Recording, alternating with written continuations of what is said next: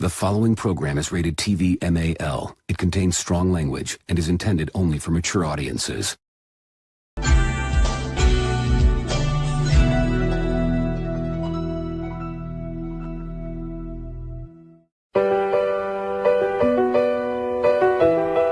We have to go back!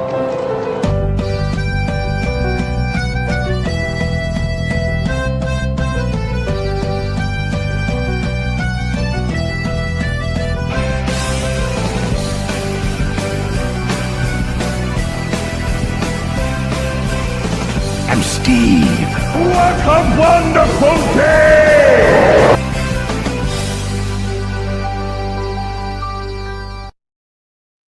Oh boy, I guess I should start out by saying this right now. I'm surprised about the box office because finally, after 2 weeks, Minecraft, finally, the chicken jockey shit is over. Thank God. Thank God that shit's over. Thank God. Because, God, I really sound like a fucking New Yorker. I usually don't sound like this. Thank God, bro. Bro, let me tell you something, bro. As God is my witness, bro, I'm glad that that stupid chicken junkie bullcrap Minecraft is out of the #1, bro. Bro, that's it, bro. I don't say bro all that. I know. I'm basically, for wrestling fans out there, I'm making Victor like Vince Russo, so he has to say bro every few seconds. Oh my God! For those who don't know what I'm talking about, I think I have I have an article here from the AP, so this is how we know this is legit. Wait, DAP, double anal penetration? No, AP, Associated Press. Which Oh, there's a DAP. So that's all I was like, huh? So, yeah, Sinners is now the #1 movie in America, and it's made a whopping $45.6 million this weekend. It is, as far as I know, the highest, the biggest opening for an original film in about 6 or 7 years since it was Us. Us was the last one. So also, this is unbelievable. Also, the cinema score. Yeah, that's even shocking. Like, you think for a horror film this would be fucking divisive? No, A. It's the best in, I thought it was like 30 years. It's unbelievable. And on Letterboxd, I know it was when we talked last week, it was initially at a 4.0. Now it went up to like a 4.3 out of 5. 4.3. My God. And Ryan Coogler got the best reviews of his career, which was already critically acclaimed to begin with. Mm-hmm. And I'll get more into it in my thoughts on the movie later on during my topic, but it deserves all the praise it has gotten. It's funny because it's a movie that I can vouch for that as well. I'll be honest, I only saw the first teaser of this movie. It really didn't. There you go, 98% A on cinema score right here. Yeah, it really didn't. I wasn't like 100% on board with it, but it wasn't until like the last month where I kept hearing things about it and all that. And I'm like, you know what? I'll try, because like I said, all I knew was that Michael B. Jordan, well, actually, I forgot that he was playing 2 characters, but all I knew was that it was Ryan Coogler, Michael B. Jordan, and a bunch of vampires are coming to attack him. That's literally all I knew about the movie. So I don't know if this is a movie I would advise to go blind in, but it was something that, in a way, I only saw one trailer, which is rare for me. Yeah, and I haven't seen it, for the record. I probably should, but when it comes down to a horror film getting an A on cinema score, like this never happens before. This has never happened in 35 years. So it's been a long time. I wasn't even wasn't even created yet when the last time it was. Think about it. Like granted, it makes you wonder, would have movies like Exorcist or Silence of the Lambs, they probably would have got, well, maybe not 5 years. So when was the last one in 30? Went over 35 years. So we got to look back. We're in 2025. So 15, 05, 95. Yep. When was the last one? Was it Candyman? Actually, yeah. So 90. 19, Was I? 90, No, not Candyman. That was the sequel. Pharaoh the Fresh came out in '95. That's not A+ movie. What the fuck was it? Well, not, In '95. So and well, what was not 90. Remember, 95 was 30 years ago. wait 30? You Oh wait, said no. 35? Okay, 1990 then. 1990. What was the last fucking horror movie that came out in 1990? Was What? Silent Slams 90? Misery? 91. That's 91. That might have been it. It might have been Misery. It might be roughly 35 years. Or Maybe was it not. Arachnophobia? If you even consider that a horror No, film, it's more A of a, minus. A minus. so yeah, it has to be because how popular that movie is. It has to be Misery. Because if not, again, Arachnophobia. Because I know for certain that Gremlins 2, I don't think would get an A. Hey, well, for the Hulk Hogan cameo, I'd give it an A. But Victor, I mean, you know I what think this it's a means? good film. I think it's Compared to Gremlins 2 is a 2, good B film. plus. Victor, but- you know what's funny? What? This means, according to Cinema Score, that Sinners is better than Scream. Oh my god. I did that to fuck with you, but also that's actually technically a fact. So Sinners is better than Scream 1, 2, 3, 4, 5, You and be 6. quiet. And No. then this You is where we understand how we important turn that is on to me. audiences and be like, they don't know shit about anything. Blah, Jacob's blah, blah. last C We minus. just praise them for liking Sinners. I will say this. Is Sinners the greatest horror film of all time? No, but it is probably one of the best Almost vampire 2 B movies that we've plus. had in a very long time. I would honestly argue that it might Oh, I think I be one of think I the found most it. important films Wait, of the you last found 10 it. Ghost. With The Patrick. Ghost is not a horror film. We'll tell that to Wikipedia for putting it into Ghost horror is not a films. horror film. Wasn't that a romance and sort of kind of a thriller? Because Sinners is Tarzan better was going than- after Patrick Swayze the whole Oh, Jose, you shut your whole mouth. yeah, it is better than Halloween Ends. Give me a fucking break. I haven't seen Sinners, so I can't say.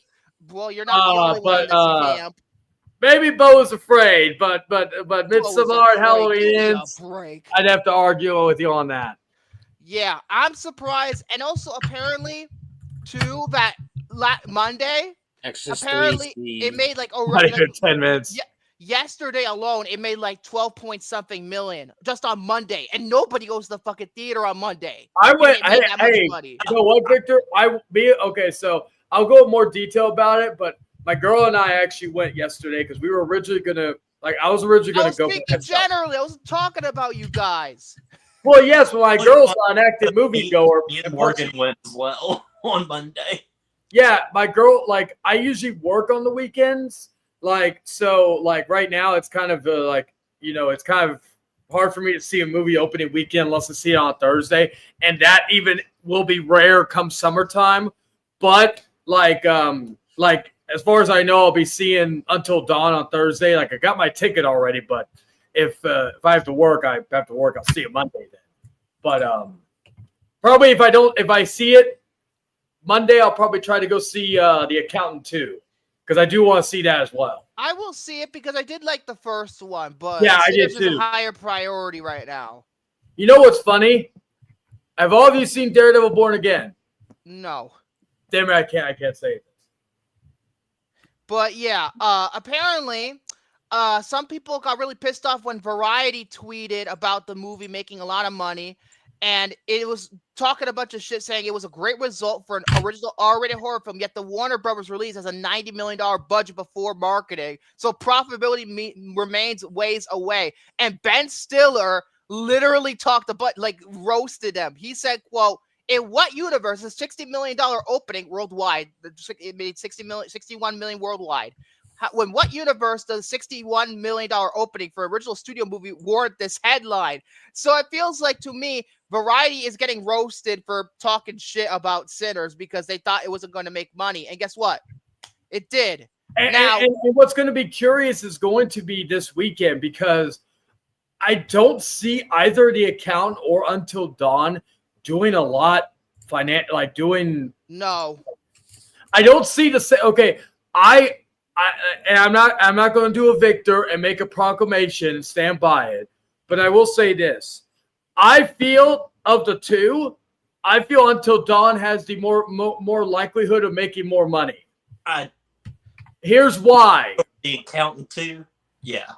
Here's why. Because while I don't think it's going to make Until or Minecraft money, I think due to the fact that it's a video game movie and it's a horror film, and the reviews from the reactions I've seen so far have said, just put your expectations to the game aside. It's a fun little horror film.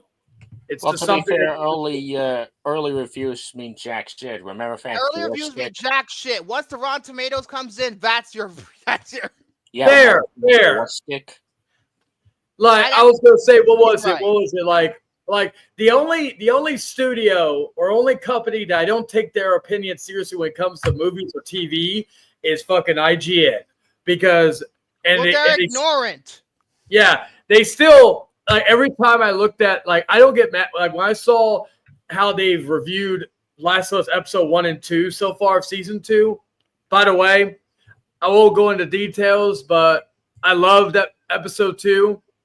And I was just shocked at certain thing that happened. I thought my theory was it was going to be near the end of the season, but yeah, if you know, you know. But I look at the game, you could probably figure it out. Yeah. But what I was going to say though regarding The Last of Us, IGN gave them lesser reviews, and what's funny is the reviews, their reviews or their opinions don't really bother me. But I look at the comments because I want to laugh. And every time they give a bad review, every time somebody says in the chat, this is the same people that gave She-Hulk a 9. So, every time it doesn't fail, I looked at episodes. No. This is the. I got one better for you. How about Pokemon? Was it Alpha Sapphire, where they said 7.8 too much water? I will always remember that review because. Well, in that case, I wonder how they reacted to Waterworld. Everybody one of that. That may be the other thing I see on Monday is Revenge of the Sith, because I do want to. I think if I remember correctly, I'm seeing it on Friday. Yeah, I've seen all the prequels in theaters and in the newer movies. I've not seen the original trilogy, unfortunately, but I've seen. So this will be the first time in 20 years. They're reissuing it this time in 4DX. That means your seat's gonna start shaking. Let's see. I saw when Force Awakens came out. My friends and I, we went to the marathon that did. Oh, you lucky bastard! 7 movies back to back. We started at 5. I remember when they did that. Actually, it was a big deal. Or 4:30 or so. Yeah. I stayed awake through that whole thing. Although, God, that's painful. I would have. It started with the prequel, so I would have, taken a sleep. I was gonna say, you know what I would have done? I would have sat through episode 1. I would have taken a nap during episode 2, and then I would have been good for the rest of them. If this was all 9 films, I would have taken a short nap during episode 2. I would have sat through the rest, and I would have just fell asleep in episode 9. Oh, well, how the fuck would you think it would be over? Who would wake you up? Probably the attendant telling me to get out of here. When we went and saw it, there was these older guys that they skipped the prequels altogether. Fuck the prequels. Fuck the prequels. Episode 3, fuck the prequels. They came in for the original trilogy, and oh my god, those were the most obnoxious assholes. What did they do? I thought I could be an obnoxious asshole about the prequels. Cackling through the whole movie and they're be like, back in my day. I feel like the cat in the hat, right? For some reason, I got the cat in the hat. I was like, back in my day, Skipper, I was your age when I went to go see the Empire Strikes Back. I tell you what. Oh dear. One more thing before I move on from Sinners. Apparently, the next project Ryan Coogler is going to do, he's being serious about it. Because remember when he said that he was interested in reviving the X-Files. Yeah, apparently he's doing that next. He has an eye for horror, so I wouldn't mind the having. X-Files is sci-fi, but well, yeah, but does have horror elements. As long as Chris Carter doesn't touch it, we'll be fine. Because Chris Carter has a tendency to, when he ran the X-Files for so many years, you know, at least the first 5 years, from what I understand, are really, really great. And the last few, you know, they're divisive. But then when the revival came out like 10 years ago, everybody hated them because Chris Carter kept doing taking things out of canon, putting things back that are not canon. I'm just like, if they're gonna revive the X-Files, it needs to be with someone else. And I think Ryan Coogler. We should have him do a Lost revival. No, only Lindelof and Hughes can do it. But yeah, now I'm moving on to stuff that happened in at Star Wars Celebration, because Star Wars Starfighter got announced there, directed by Sean Levy. Now, Sean Levy is one of my favorite filmmakers working today. Yeah, I'm not as high about Deadpool and Wolverine as much as everybody else did, but otherwise, I think he has been improving so much as a filmmaker these past 10 years, I'd say. Free Guy, my favorite movie of his work. And yeah, Free Guy's really good. And I think because the movie is called Starfighter, I think this is why Patty Jenkins' movie got canceled, because they wanted to do this. I was talking to my best friend about this. I think that this also replacing that film. He also directed what might be Dan Snyder's best work, Big Fat Liar. Oh, Big Fat Liar is a fucking gem. That's a gem of a movie. That is a childhood favorite. I will kind of defend it if we ever do that movie, because, you know, I have a lot of fun with that. Paul Giamatti in that movie. Good Lord. Is Big Fat Liar on the wheel? I think I might have put it on. I'm going to need to look at it again. I was thinking it was. Because I think it might have been. Let me just have a look real quick. Oh, yeah, I did add it. I think it must have been like towards the beginning when I added it. But yeah, it is on there. So we have to do that eventually. But yeah, and it stars Ryan Gosling, who is on fire right now. So I think it might make. I'm just kidding. Fuck off. Although and we didn't even get that much else in terms of like that movie. Like, it's going to be a standalone movie. It's going to be its own thing. It's going to take place after the sequels. And we know Ryan Gosling's the main character. And I saw a thing on Deadline that Mikey Madsen apparently turned down a role in it. She turned it down. I think it might be because, you know, Star Wars backlash is just, forget about it. You want to ruin your career doing that. But, you know, I'm interested. I just need to see what it's about, because a title can only tell you really one bit about what the movie's about. So I'm interested. Don't get me wrong, but, you know, although, to be fair, at Star Wars Celebration, didn't they talk about the Mandalorian film too? Did they not?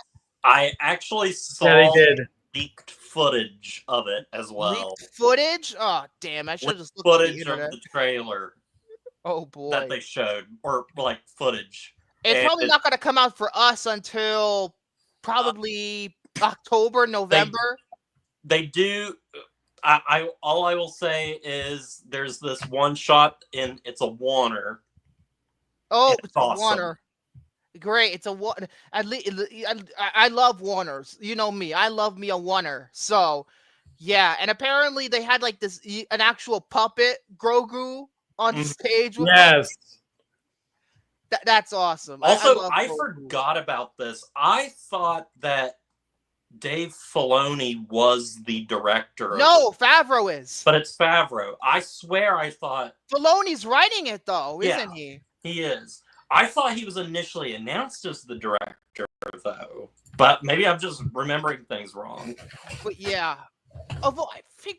Is it Filoni directed something else? I don't know. I don't really remember. Hopefully it's good. It has to be better than that fucking third season. It has to be. Yeah. God. I'm a defender of the third season. I'm in. Carlton Hughes doing a Star Wars project. I fucking in.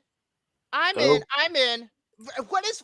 I knew Damon was gonna do a Star Wars project. I think that got canned though. Oh yeah, Lost. Oh, take another drink. Lost Star Wars edition. Make it in the universe of Lost. I don't know where I saw this or something, but talks of like Carlton Cuse doing something in That's Star what I'm Wars. talking about. I'm in. Oh, okay. I didn't see I'm that. in. I'm a Lost fan. Hey, Victor, are you in balls deep? I don't know about balls deep, but I'm interested, definitely.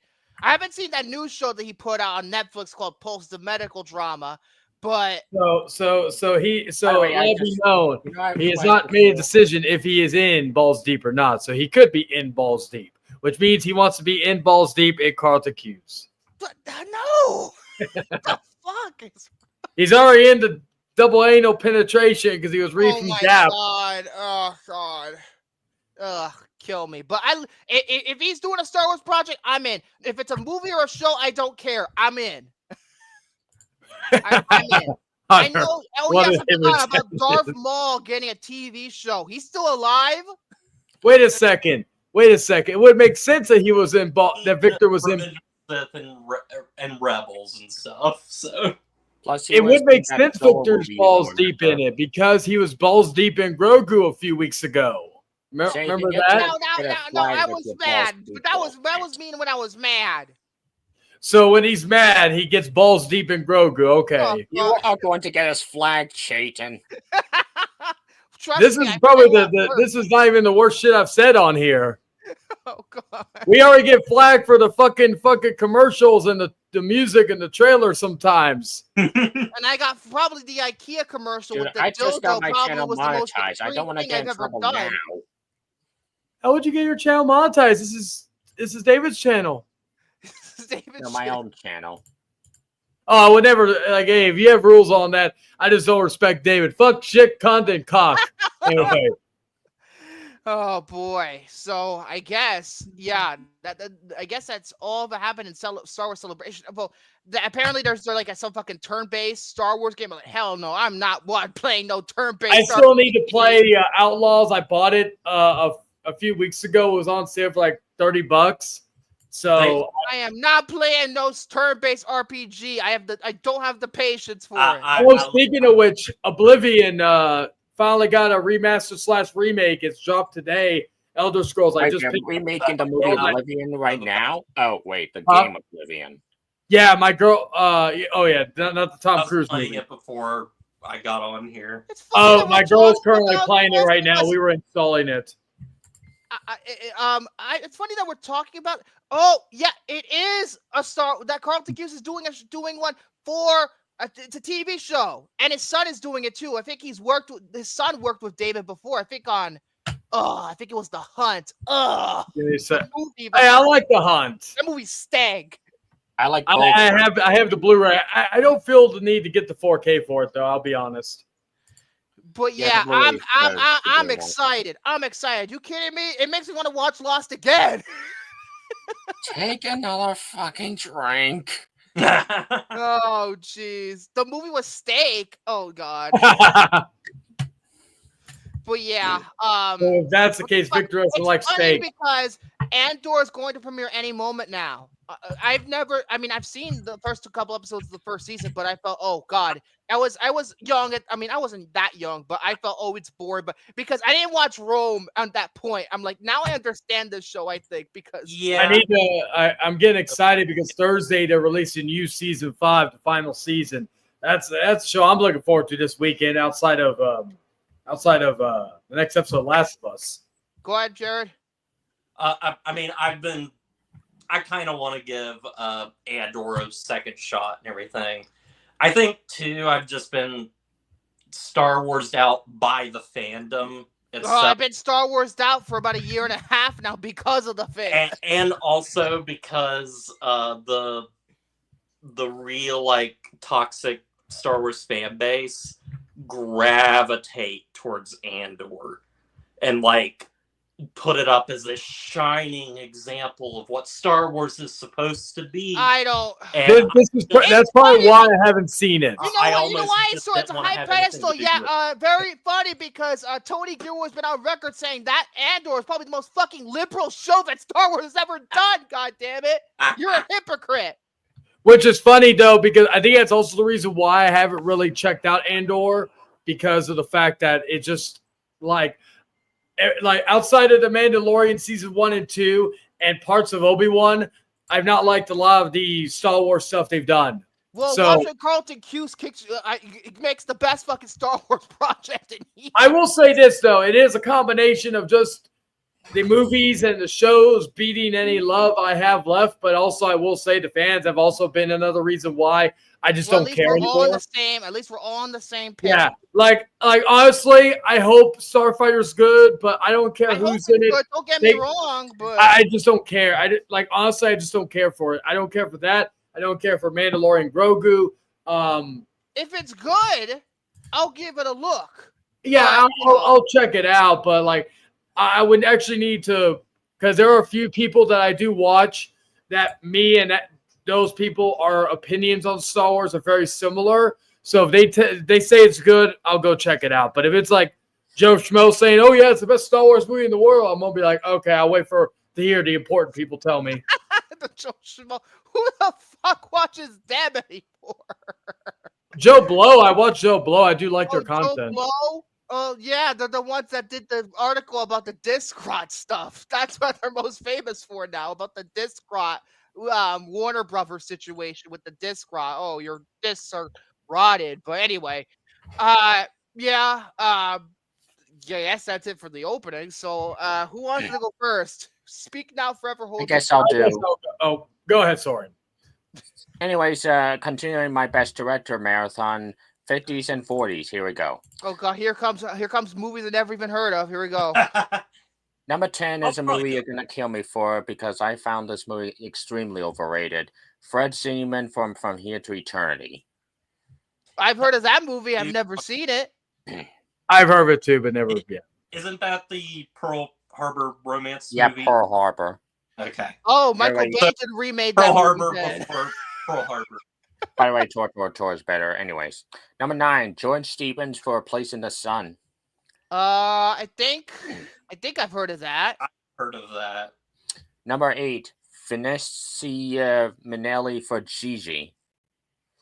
I've heard of Gigi. I was like, what the fuck? That's about? one I've been interested in seeing. Someone already has a Joe Schmo. Jesus. And it's sadly close to Gigli. Oh god, no. Gigi's way better. Just saying. Number 7, Delbert Mann from Marty. Heard of that. With the Mermaid Man. Loves Marty. Number 6, George Stevens for Giant. That, of course, I heard of because that's what's his face's last movie. That is like one of the movies I want to see the most. Number 5, John Ford for The Quiet Man. You just watched that, or you just did a review for that, I think. Yeah, I just did that the other day. That honestly, either that or High Noon should have won over. Well, High Noon's a brilliant film. I saw The Quiet Man in a film class about the history of Ireland. So, High Noon's a brilliant movie, though. Number 4, Joseph L. Mankiewicz for All About Eve. I've heard a lot about it. A lot. I have seen that, but it's in desperate need of a rewatch because I can't remember.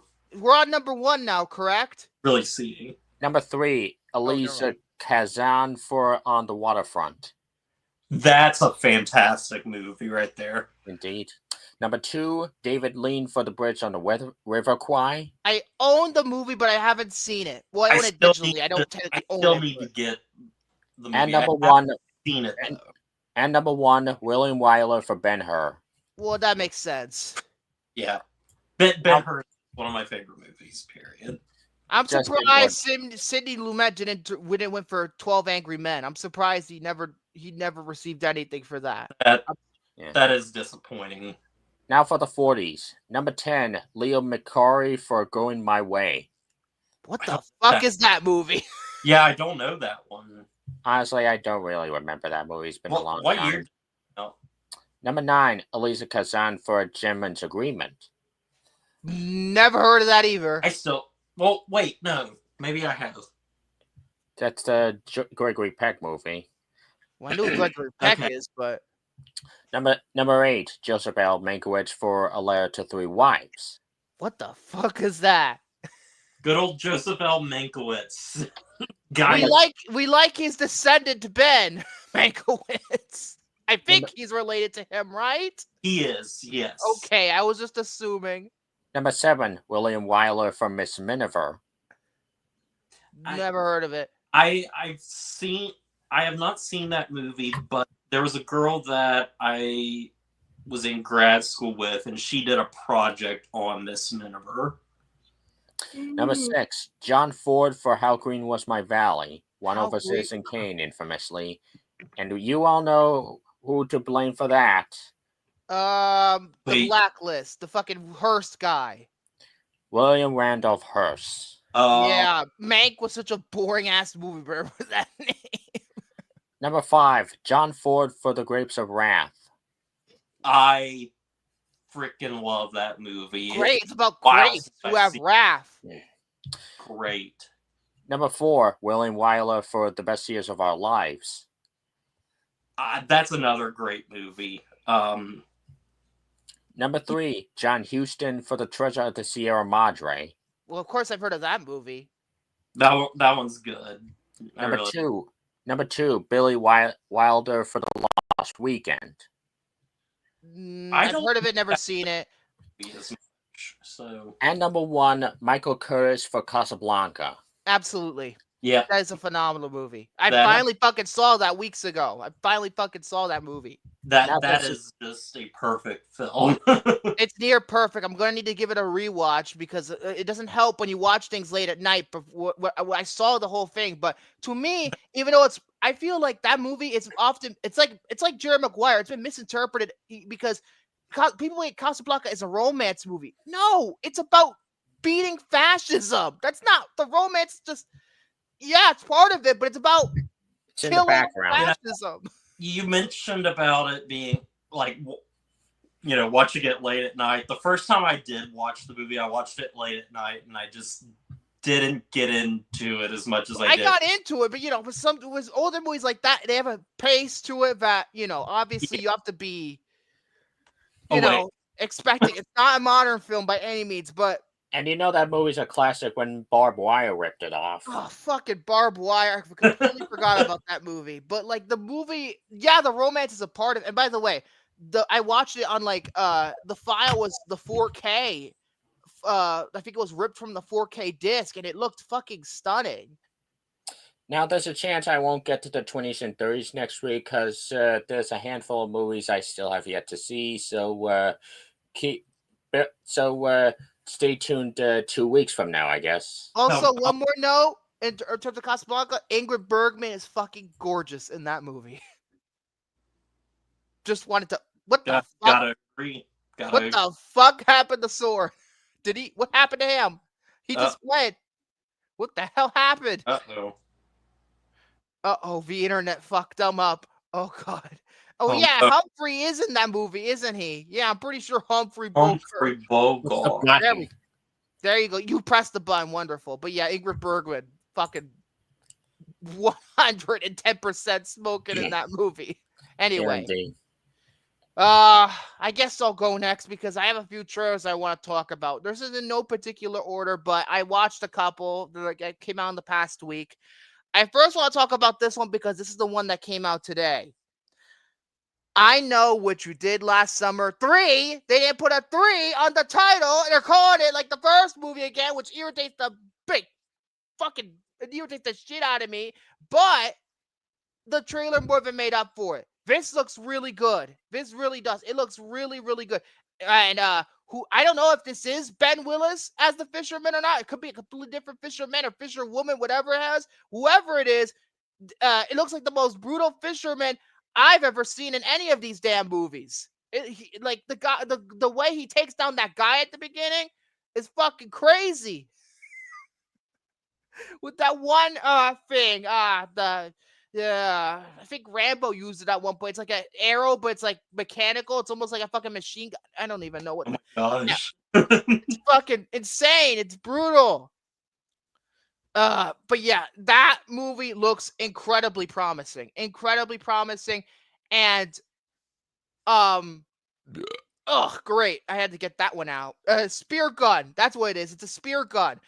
But yeah, it's good to see Jennifer and Freddie back in their roles again. And to me, I feel like this totally is like the I Know What You Did Last Summer movies, and it's not like the crappy ass Amazon TV show that they tried doing, which was basically not even a horror show, and it was just a bunch of fucking teenagers doing drugs and having sex 2/3 of the time, just like the Scream TV show.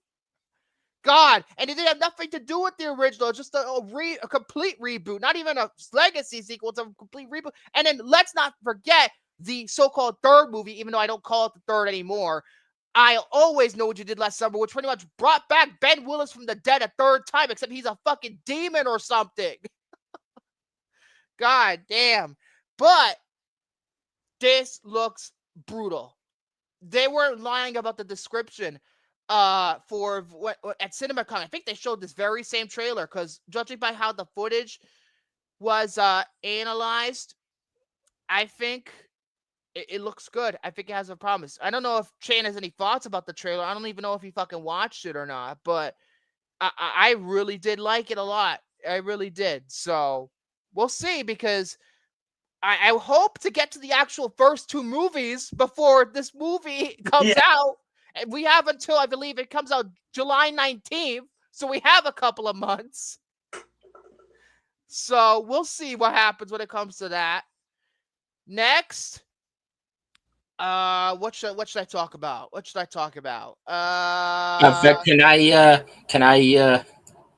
I chime in, because I just got a little breaking news. Go ahead. I want to share screen. Go ahead.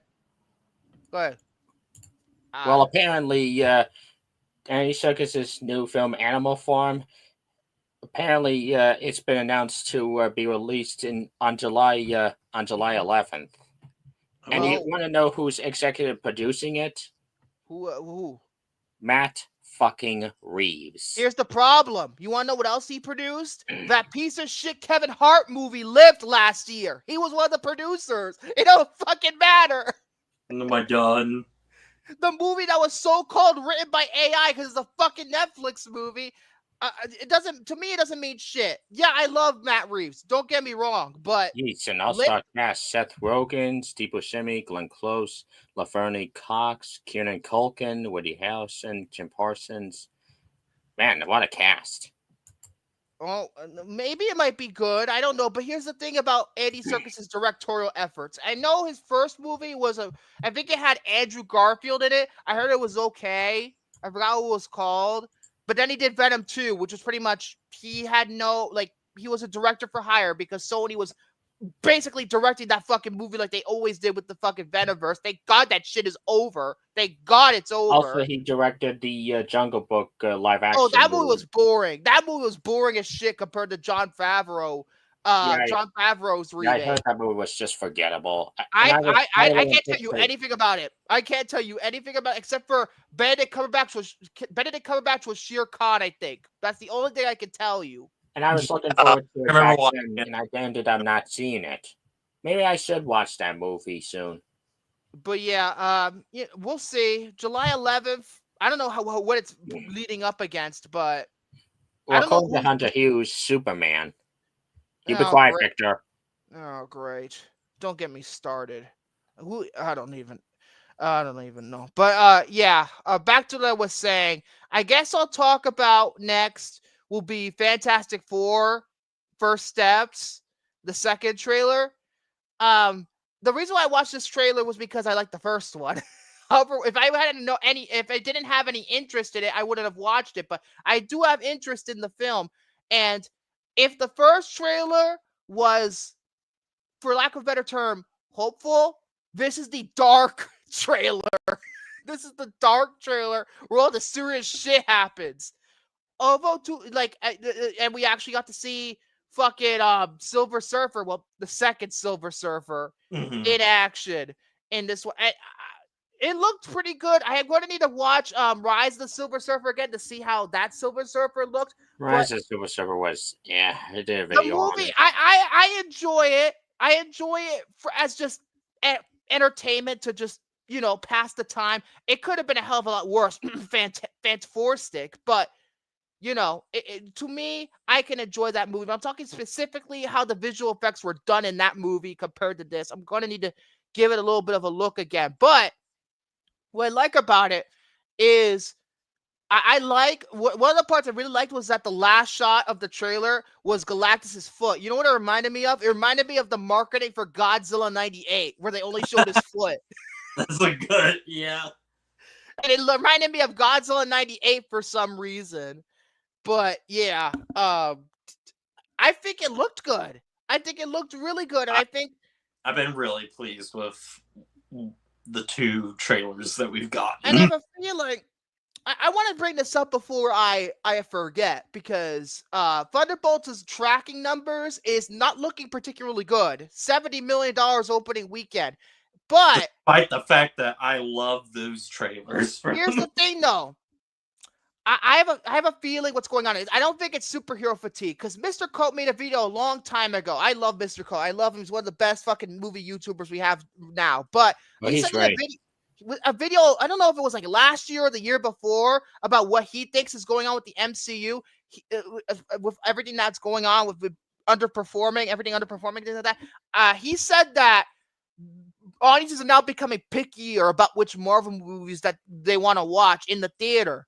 So I personally believe Thunderbolts is going to underperform, but Fantastic Four will end up doing well. If this motion is true, I feel like the one that's going to get sacrificed is Thunderbolts, especially considering that Sinners is doing so well right now, and the word of mouth is so good on it. I feel like it's going to stay in the top 5 for weeks to come. Maybe even be I don't know if it's going to be number 1 when Thunderbolts opens, but it's going to do very well, So I'm going by this train of thought that maybe audiences are becoming more selective about MCU movies and projects that they want to watch.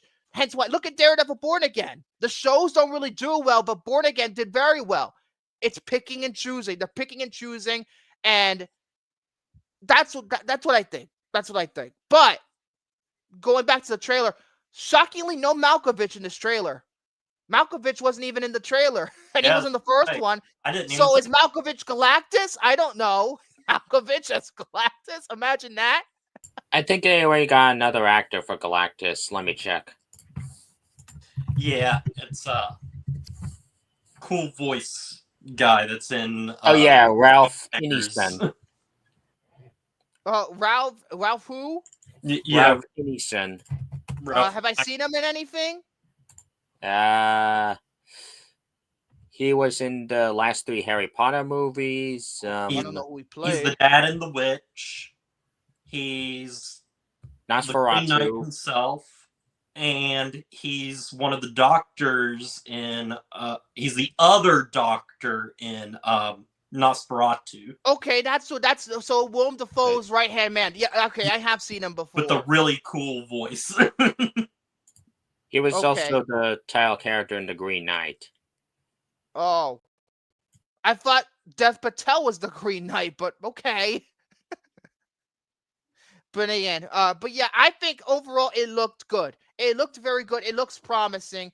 And I also like how, to me, the aesthetic of the futuristic 60s is there, but I feel like not with this trailer, it feels a lot more modern, don't you think? Compared to the first trailer, it feels a lot more modern to me. What it looked like, which is not a bad thing, but supposed to be a kind of like a future or like modern day that still has like a 60s aesthetic to it, I think. So for them, it's present. Yes. For us, will technically be present, but it just looks like the 60s. Yeah. But Matt Shakeman said, is it Max Shakeman or? I think it's Shakeman. He's a fucking great director. He apparently was influenced by like the style and look of like Kubrick's films. Stanley Kubrick, Marvel Edition. But yeah, and also I like the shot when Johnny goes up in the fucking space to try and kill Silver Surfer 2 or whatever the hell she's being called. But the visual effects look very impressive, because a lot of criticism with Marvel movies these days that the visual effects are not good. Look at Captain America: Brave New World. You liked the movie, Jared, but you told me the visual effects were not that good. Yeah. The CGI is a bit wonky. Red Hulk, they put all their money into. But yeah, at least they have something that actually looks good. Probably they need to stop using stagecraft, just like Lucasfilm needs to stop using stagecraft. But yeah, it looks good. Next, weapons. And I can't talk about it that much because the trailer showed me nothing. I saw... Yeah, it just showed a guy running through a dark... kid running. Street. I saw the trailer in front of Sinners. And I didn't know that was the trailer for Weapons. And it just showed like a website. Yeah, it was just a website. I don't know. I hope it's not going the Longlegs direction where they're going to intentionally mislead the audience and piss them off, because Sinners got an A on CinemaScore. You don't need to piss off the audience to get your film across. Well, what's interesting here is on the website, it's supposed to be like Maybrook News, and it talks about like kids that are 17 local children leave home simultaneously at 2:17 a.m. And then there is a link in this fake website that puts this in the same universe as Barbarian. Oh, don't tell me this is a sequel to this Because piece of shit. there's underground prison discovered home. What? Go ahead. I said, sorry guys, I was talking about cucking with my girl, so anyway, go ahead. But they're putting it in the same universe as Barbarian. Oh, you gotta give me a break. It seems so, because Barbarian Cinematic Universe. Underground prison. Yeah, if anything, I would have been okay with it being set in the companion universe, but I know Zach Krieger only produced that fucking movie. Oh, you're talking about Weapons, right? Yeah, I am talking about it. The trailer showed me nothing. The trailer showed me absolutely nothing. Hey, that's great. When has a trailer done that? It's like Longlegs. People are gonna get pissed off when they intentionally mislead an audience. Look at the fucking divisive feedback that movie got. I still loved it, but my point is that I like that it didn't tell you everything. Like, that's the problem with modern day trailers, that they tell you everything. Like when I saw that trailer, I was like, damn, I wanted to see more.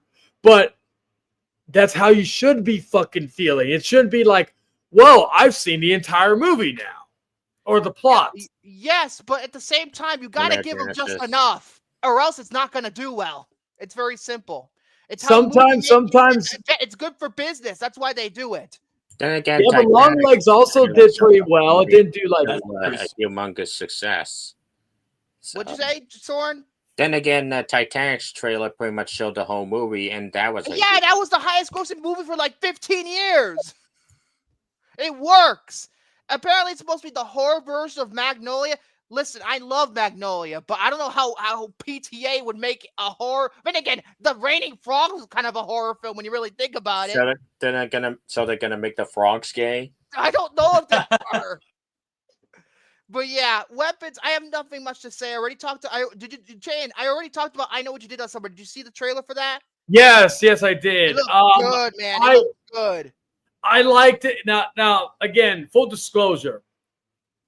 I honestly believe that I Know What You Did Last Summer is one of the most overrated slashers I've ever seen. Goodbye. No, I'm just kidding. I understand. I still Know What You Did Last Summer. I both of them. I never saw the second movie, or the third movie, excuse me. No, this is the third movie. Fuck yeah. I've only seen, the only parts I've seen of the third movie was from Dead Meets Kill Comic many years ago. My point is, though, the TV show, but again, the TV show don't fucking exist either. I didn't see that either. My point is, though, is I like I'm not never been. I even tried to rewatch it many years ago and do a live commentary on my old channel. Watching I Know What You Did Last Summer. Honestly, I was bored out of my mind watching it. And it sucks because the cast is great in the original. Phenomenal in that movie. But I will say though, this one I'm not 100% on board with it, but it does have my intrigue. So I will probably. I think they're taking it in a pretty solid, different, like not a different direction, but I feel like it's more back to basics compared to the second movie, where the second movie took place almost entirely in the Bahamas. So it gave me Scream 5 vibes in a way. It did to me as well. It did. If that's the direction they're going for, I'm on board. Mm-hmm. And it was nice to see Freddie Prinze Jr. back on the big screen. Yeah, he hasn't been in a movie in God knows how long, hasn't he? The Scooby-Doo 2, was that the last movie he was in? Probably something big. Him. I actually liked the trailer for him. I like the trailer for that too. I was going to talk about that. So wait, the Powerpuff Girls Billionaires is getting his own movie? Oh, you wish. But that looked good, and I was right. It had to do with the demons, and had to do with steroids. I was right. I was right from like 2 weeks ago when I talked about it with CinemaCon. I guessed it had something to do with demons and steroids. Yeah, it did. It does. What trailer I saw that we were getting a new trailer tomorrow. What trailer is it again? I don't know what the hell it is. But it looked pretty good. And Marlon Wayans, I mean, my God, I haven't seen him anything like that. I haven't seen him like that before. Yeah, I was shocked. Marlon Wayans always is this goofy guy. I mean, I haven't seen Requiem for a Dream because I have that Aronofsky. Requiem for a Dream is great, but it's a hard watch. I will say that. It is a very good movie, but yeah. But again, it's not even because Marlon Wayans. Because Marlon Wayans, I think even some of his comedies, not all of it, but some of his comedies can be pretty good. The Wayans brothers, but like Requiem for a Dream, there's one I see it. Very simple. Darren Aronofsky. I've hated the fucker since Mother. Trailer. Is it Wicked? Is it going to be Wicked tomorrow? If not, it's going to break the internet. No, I don't think it's Wicked. I don't care for that. No, you don't care for it. It's gonna break the internet. Wait. What if it's Avatar? I don't care about that either. No. If it's Avatar, I'll shit my fucking pants. I'm cautiously optimistic. I bet you would. I bet you would. Fucker. They're good, but not great. Over. Fucker. Great visuals, bland story. Goodbye, you goodbye.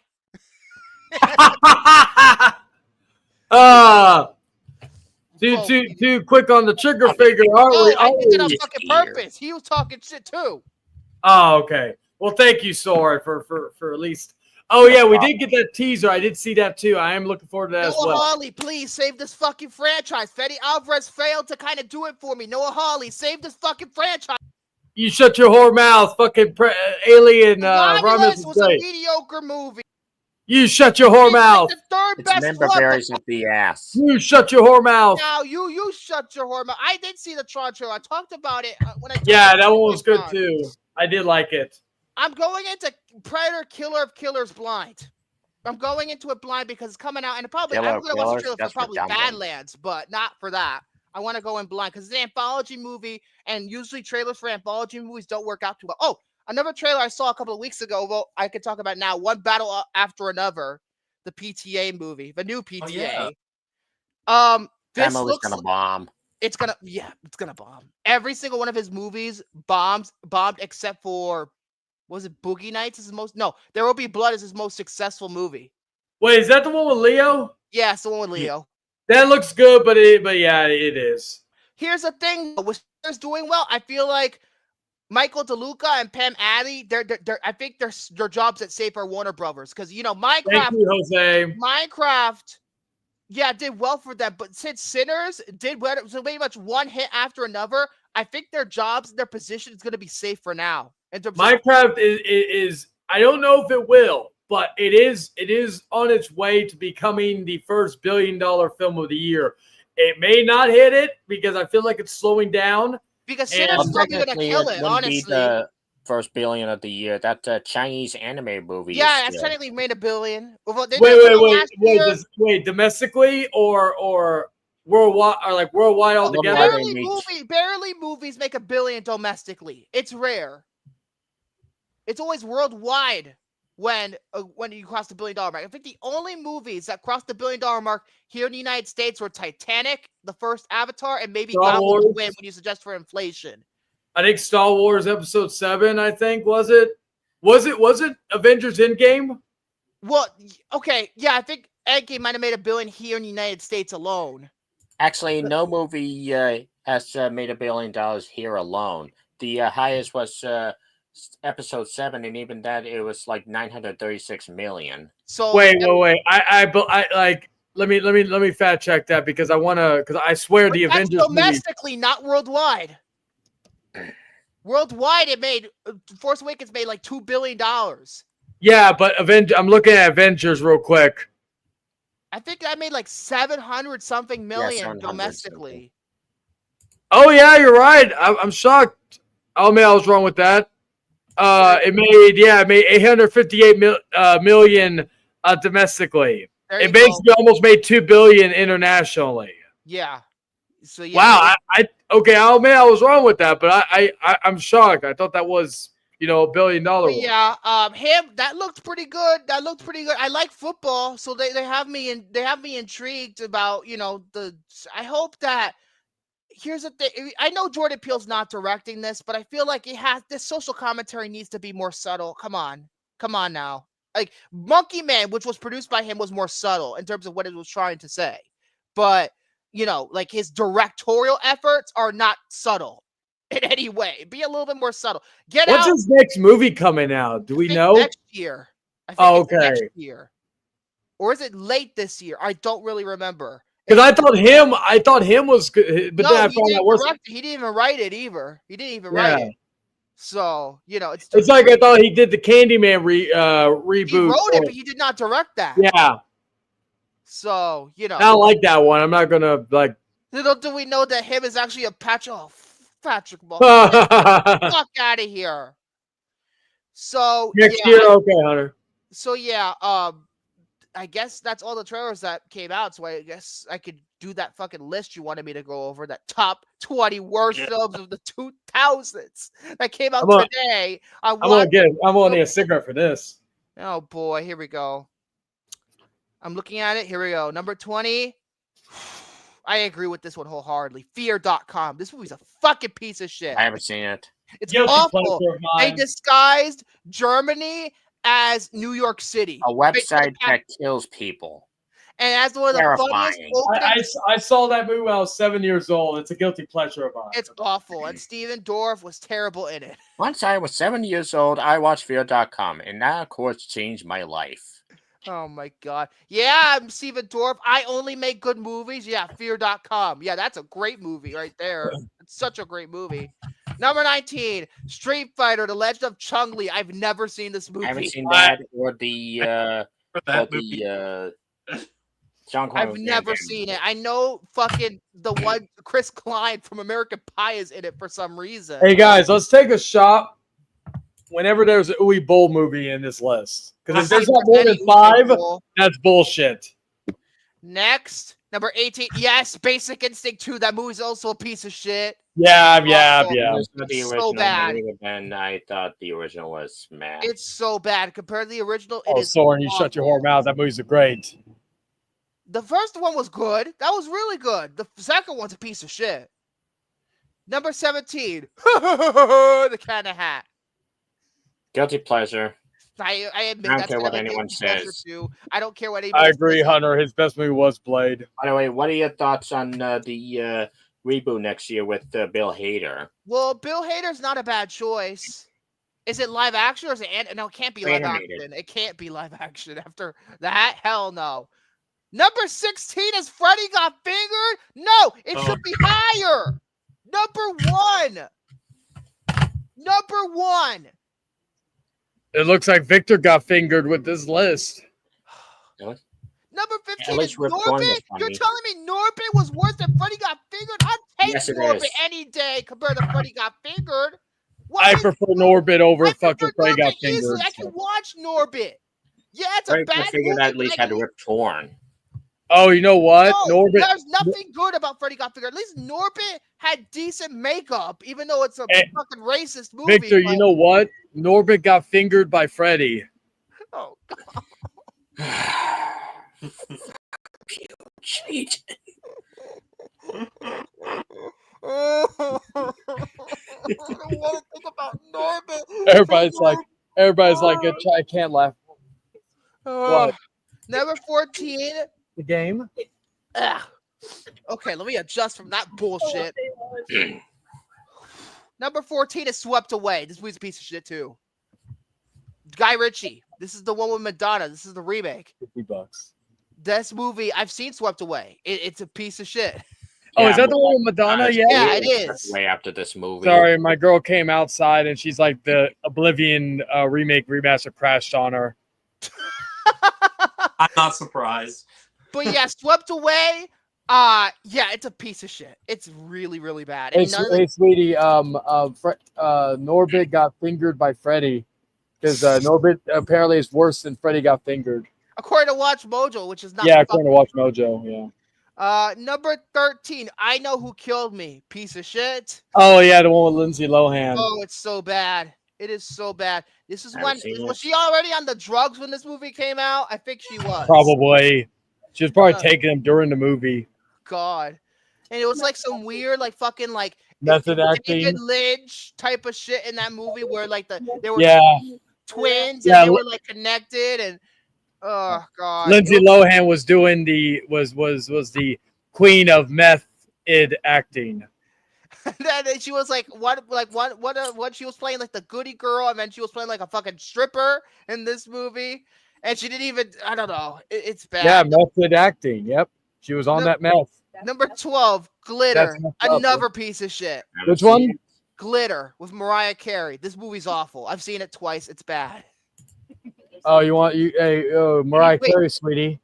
It's bad. It's a very bad movie. You don't want to sing Mariah Carey? And this is during her meltdown too, when she had that meltdown on TRO. I talked about it in a very early episode of Popcorn Panel. I think it was one of the first 10 episodes. I was mentioning the meltdown, and we're watching the video of her meltdown because she had a meltdown back then. Number 11, Ballistic X vs. Sever. I've never seen this movie. Ron Tamil's least favorite movie. I've heard it's so bad. And when you have Antonio Banderas and Lucy Liu. Oh yeah, okay. I was like, that name sounds familiar, and I was like, who's in that? Okay, now I know. Number 10, The Fog, 2005. Shannon, you got killed off of Lost to be in this piece of shit with Clark Kent from Smallville. What was it? What's the movie? The Fog. Taking a drink. Oh, The Fog. Oh yeah, that horrible piece of shit. Number 9. Dumb and Dumberer when Harry met Lloyd. I only know one about that movie. Was pretty cool. I only know one scene from this movie. It's the one with Bob Saget where he's going, "There's shit everywhere." I've always said Dumb and Dumber is probably the most when reading the script. I've always said this though about Dumb and Dumber, the first movie. It's one of the most overrated comedies I've ever seen. No. And I like Jim Carrey, but it's overrated. Number 8, Super Babies, Baby Geniuses 2. Oh, I've heard about that one. Come on. I saw the original film way before to God, I was a kid. There's still no Louis Bowl movie in here. What the fuck? I swear to you, I rented that movie when I was 5 years old. And baby wanna hug. Were you high? Victor, I know you were 5, but were you high when you rented that movie? I don't think I was on drugs at that time. Oh, at that time? So you're on drugs now?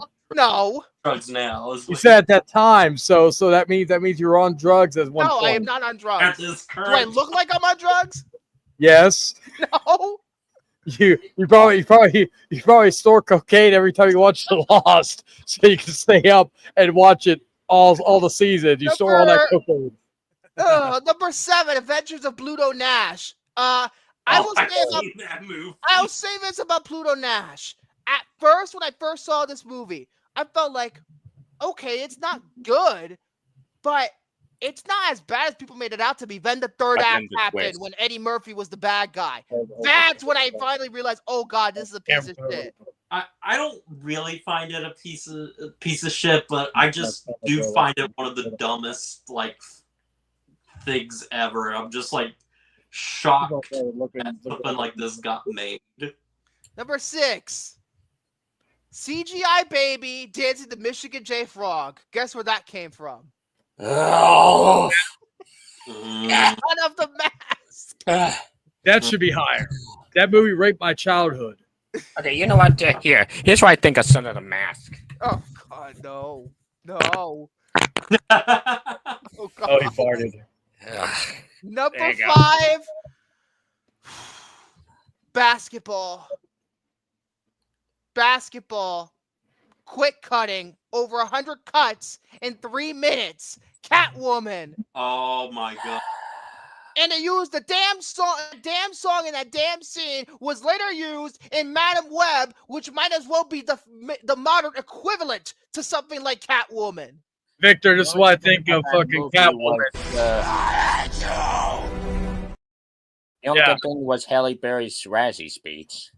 Oh no, Yeah. the Roper review was funny when it said there's 3 good things about this movie. Halle Berry's face, Halle Berry's body, and Halle Berry's costumes. Those are first rate. Everything else is unbelievably bad. Costume was a bit impractical.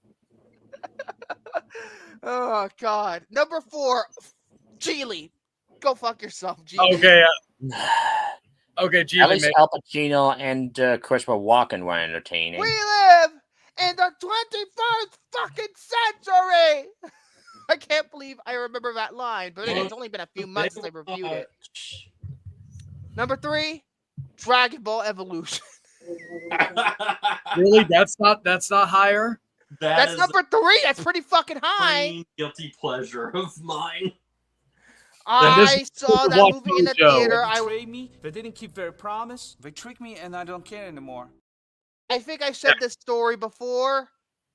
I saw that movie in a theater when I was 9 years old, and my sisters went to go see the fucking Hannah Montana movie. Looking back, I wish we all went to go see Monsters vs. Aliens instead of those 2 pieces of shits.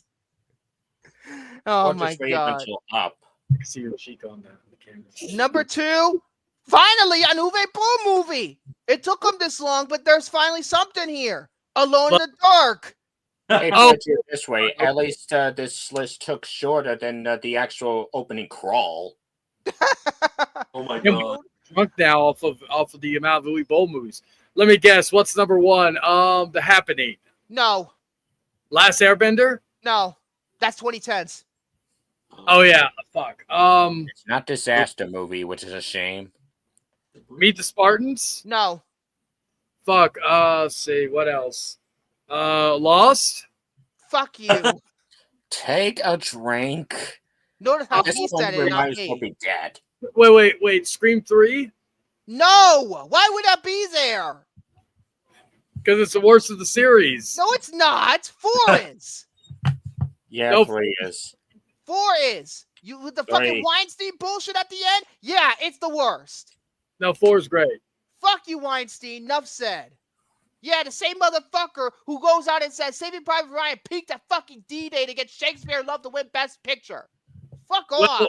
Saving Private Ryan did peak at D-Day. No, it did not. Watch Yes, the Thin it did. Red Line. Watch the Thin Red Line and go to fucking sleep while you're watching that movie. I saw the Thin Red Line like literally 2 days ago. I never saw it. Didn't interest me. No, it's not good. It's fucking Terrence Malick bullshit. I'm never gonna watch a Terrence Malick movie ever again. I gave him a try, and that's it. I'm done with that guy because it's I think fucking they're boring. probably right. They're whispering all the damn time. It's too Not all long. the There's substance. powerful moments in it, but it's few and far between. Terrence Malick is a fucking hack filmmaker. All he makes are fucking art house, screensaver bullshit. Number 1 for real this time is Battlefield Earth. Oh, that makes sense. Endless options of renewal. I forgot about that one. Wait. That's We bad. gotta do it right. You gotta do it Oh, right. yeah, You gotta do it Turn right. the camera, tilt it. Yeah. Like, You have to do a touch angle. Yeah. touch angle. Yeah, there you go. That's how you. Well, Okay, yeah. turn it a little There bit you more. go. Lower it a little I, bit. I don't think this list is Okay, as so now bad you- as Baby, that's ever. well, you do it if we take pictures. Wait. So if that's Ellie, you want to know a war movie that peaked at the opening battle? Free State of Jones. Remember that movie? I don't even remember. Well, yes, I remember that movie, but I've never even seen it. when you take selfie, sweetie, you're taking it at a Dutch angle. So we're basically doing the Battlefield Earth which means you take pictures at the worst camera pose of all, apparently, according to that. It might be, but I think it's a good. It looks good, but I think it's a good. yeah, it's a good angle. I just wanted to make that joke because I was like, wait a second, that's Dutch angle. I mean, you take Oh my god. selfies like this. Oh shit! They should have put Chicken Little on this fucking list. That's like the worst Disney movie, isn't there? Yeah, I think it has to be the worst. But I watched it so much as a kid. Chicken Little. Girl, Oh my Chicken god. Littles. So fucking just irritating. Like the fact that Michael Eisner thought that was a good idea. Wait, sweetie. Then That it's like from the same team that did. And oh yeah, the sky's falling. That's you. You're Yeah, Chicken Little. because that was when Chicken Little when Iger was still there. Not Iger, Michael Eisner was still there, and he was in his fucking midlife crisis state. You're gonna make me switch my lips. Why? Because you're laughing. I'm raging. Oh, Home on the Range. Oh God. Nobody remembers Home on the Range. Imagine Worst when you get to Disney that, movie. Jared, you're gonna review Home on the Are Range. you raging only because I'm right, or are you raging because I'm? Jared, I can't even fucking hear you. Oh, okay. There you go. Go ahead, go ahead. Now I can speak now. Oh, I was saying that I can't even remember Home on the Range enough to even say if it's bad. Oh, but yeah, that's it. That's it for me. I want to talk about those trailers, but I guess I took too short and I did those lists. So I guess then again, Jared's gonna probably have the longest, so I'll have Chain go first. Not Chain, not Jared go first. Jared has the longest. Chain will go first. Chain will go first. He will go first. He will go now. I go first. Yes, you go first. Okay. Yeah. So me and my blonde, newly blonde girlfriend, we went to go see Sinners on Monday.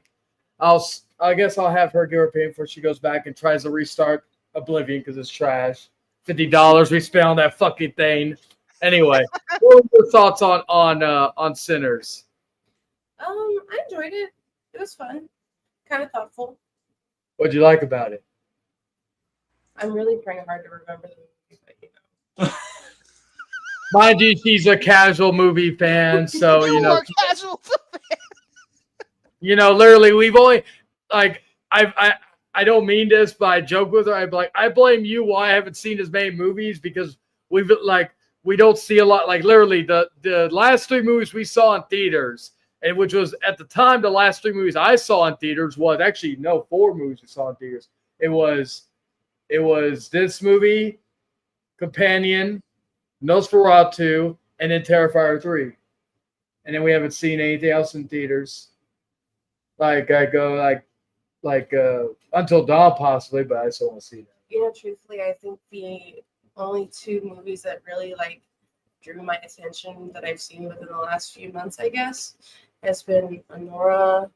Oh, Honora. Fuck. Oh, fuck. Here we go. Here, get the. We saw Honora on Hulu when it came out. Get the counter ready. I'm gonna rant about fucking Companion. Sean Baker again. Well, she loves Euphoria, so. Forgot. Have you ever seen Lost? No. Watch it. Does it interest you to watch it? Is that the one where they start on an airplane and stuff? Yeah. Yes. I've seen some of it, but more just in casually scrolling through Facebook and. Oh, so it doesn't Pay attention when you watch that show. So you're saying that Lost is not interesting enough for you to watch it? Well, I mean, I watched I think it's the first thing where it's a big old death scene, kind of like Final Destination style, but not. Is that the one? The plane crash, the fucking debris, and the one guy. What the Yeah, fuck I'm is his pretty name in the mythology? Yeah, I'm pretty sure I just watched that to watch how people are dispatched. Oh, okay. So you would say that Lost doesn't pique your interest like Euphoria does? No, Euphoria does something else for me. Oh God, Sam Levinson's such a hack. All right. Well, since you give it your thoughts, I'm surprised I've restrained myself with the Sean Baker. What were you gonna say? I was gonna be there's drugs, tits, and depression. That's right up my alley. Yeah, she said about Well, Euphoria. Lost has There's drugs, questioned it, tits, but and I depression. can't. What? No, Lost has drugs. Look at the fucking Virgin Mary statues. I guess there's That's one drugs of in the it. nice But Okay, so drugs with no tits and there is depression. no tits because it's ABC. There is no tits. Well, of course, fuck ABC. It's all about the HBO. The I'm more not saying tits, the HBO better. is bad. I'm just saying- Wait. Does Lost have City Sweetie's tits? No, I rest my case. Oh, for fuck's sake! It has better writing than fucking Euphoria. That's for sure. No. Oh, he says he has better writing than Euphoria. Better But no, writing. you know Who what? gives a I'd shit rather about City see. Sweetie. Even your girlfriend admits she's pretty much just like the male gaze shit. You know, sometimes I say these things because I'm jealous. What do you say? I said sometimes I say these things because I'm jealous, but I think she would make a great scream queen. I don't know. She only did one horror movie, hasn't she? Only one. Yeah, it's great. But yeah, It was pretty good. yeah, she The saw first Immaculate. Omen, the chick in the first. Oh, I never even seen Immaculate to be fair, but the chick in the first Omen, I'd be like, no, she can't fucking defeat the girl from. What I was gonna say though is that yeah. So come at me with Lost because like if I can't see Is City this Sweetie's shit tits- real? Yeah, Okay. it is real. You ever heard of the Outrun video games? Michael Bay, what are you City doing? Sweetie's doing a movie with Michael Bay directing apparently. Oh, Oh, okay, Anyway. technically, yeah, Madam Web was technically a horror film. You got that right. Oh yeah, that's right. But my point is though, when Lost has City Sweetie's tits for an hour, then come back to me if it's a better show. Jesus Christ, help me. Anyway, back to Sinners. Yeah, go back to that. What Yeah, was I so saying? what are you doing, sweetie? Oh, I was just thinking about Oh yeah. Like I Okay, I had a minute to think about it. I think it was. I just thought it was really enjoyable, especially because it really surprised me with musical parts. And I was kind of wondering if it was like a low-key musical horror. which she knows I hate most Oh, music. wait a minute. Stop right there. It's a musical? I don't think it's a musical. Nah, but yeah. But It's not okay, good. If they just perform songs, but like not in a way where they just forcefully sing out of nowhere, I'm gonna be okay. But Hey, you liked Wicked. I don't know. If but I that's the only movie this year where I will allow it. That's the only. movie I know it's part that of was the the only movie this year I will allow it. Otherwise, I'm not She watching. she wants to see Wicked. Me too. So, Yeah. I told her watch it with your mom. You know, I'll be out if I'm there. I'll be outside smoking or something, or watching something better. Watch. Oh God. Stop. Don't tempt your fate, Victor. Don't tempt your fate. Anyway, my point. So back to so yeah, there was some like musical numbers, but nothing like where it was like a musical. I like that. I thought I gotta get the actor's name because honestly, I thought Michael B. Jordan was great. I thought Haley Steinfeld was great, but let me find the actor before I because I want to give him credit on this. This is his first movie too. Yes. Fuck. What was it? Shit. They don't have. Oh, Miles Catton. He was to me. He was the standout of this movie. Jared, you've seen it, correct? Yes. Yeah. Okay. Do you? I would hope that he sang his own songs in that movie. Has there been any? It's all his vocal. I thought he was great for the singing parts. I thought he was great for just the performance as a whole. Just him talking. My girlfriend Morgan, she said she turned to me and said, "This kid's got a really good voice." Yeah, he does. Him talking. He's like somebody who could potentially have a career in not only movies but also music. I think I thought the setting this gave me and Jared, I want to hear your thoughts on this. This gave me, for some weird reason, and it's funny because this was also a Warner Bros. Movie. This gave me 30 Days of Night vibes. No, that was Columbia. You know, Yeah.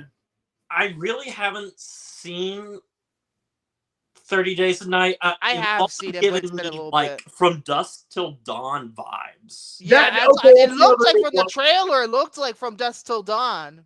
Like I will say this: the vampires aren't fucking speaking in tongue like in 30 Days of Night, but I don't know why, but it just gave me that vibe for it. There's also like kind of like similar to Midnight Mass, like a Stephen. Yes, that's another comparison, which I've said is fuck. I always forget his name. What's the director's name? Mike Flanagan.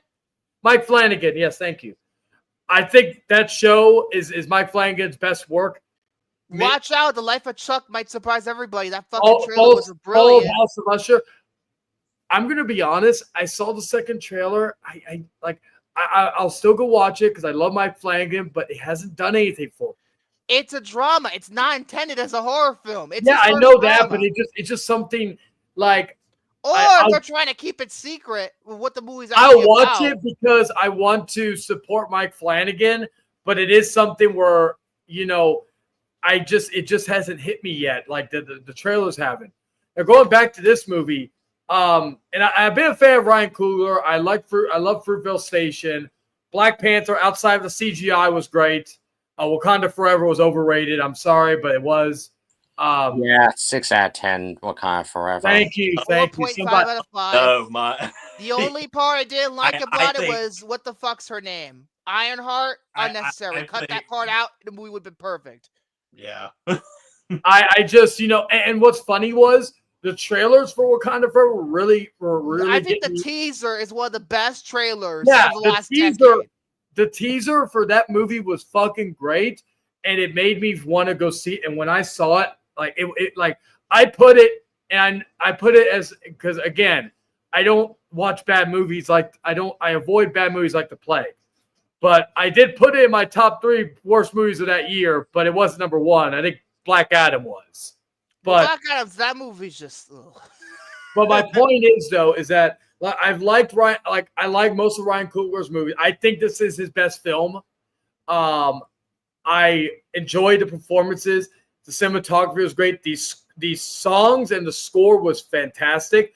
I also loved, and I wasn't expecting this. I'm a big Jerry Cottrell fan. He's the guitarist and singer of Alice in Chains. He did a song for the soundtrack that's really good. But and the song is not in the movie, but the instrumental is in the movie. Also, without giving anything away, I love the post-credit scenes. I also implore everybody who hasn't seen it, you gotta stay through. Apparently, for what this does, apparently they do the post-credit scene done right, and it makes sense thematically rather than bait. I was going to say, Chayton, other than just teasing the next movie. Because for me, the mid-credit scene is extremely crucial to understanding the heart the ending of the film. Yeah, and also what I liked about it, because when I heard there was post-credit scenes, I was really hoping that this didn't I was like, oh my god, are they going to try to make a franchise? It would be Blank will return. Michael B. Jordan will return. Not every fucking movie needs to be a franchise or a sequel. Joker is a prime example of this. Blank will return. I can't wait for the sequel, Sinners.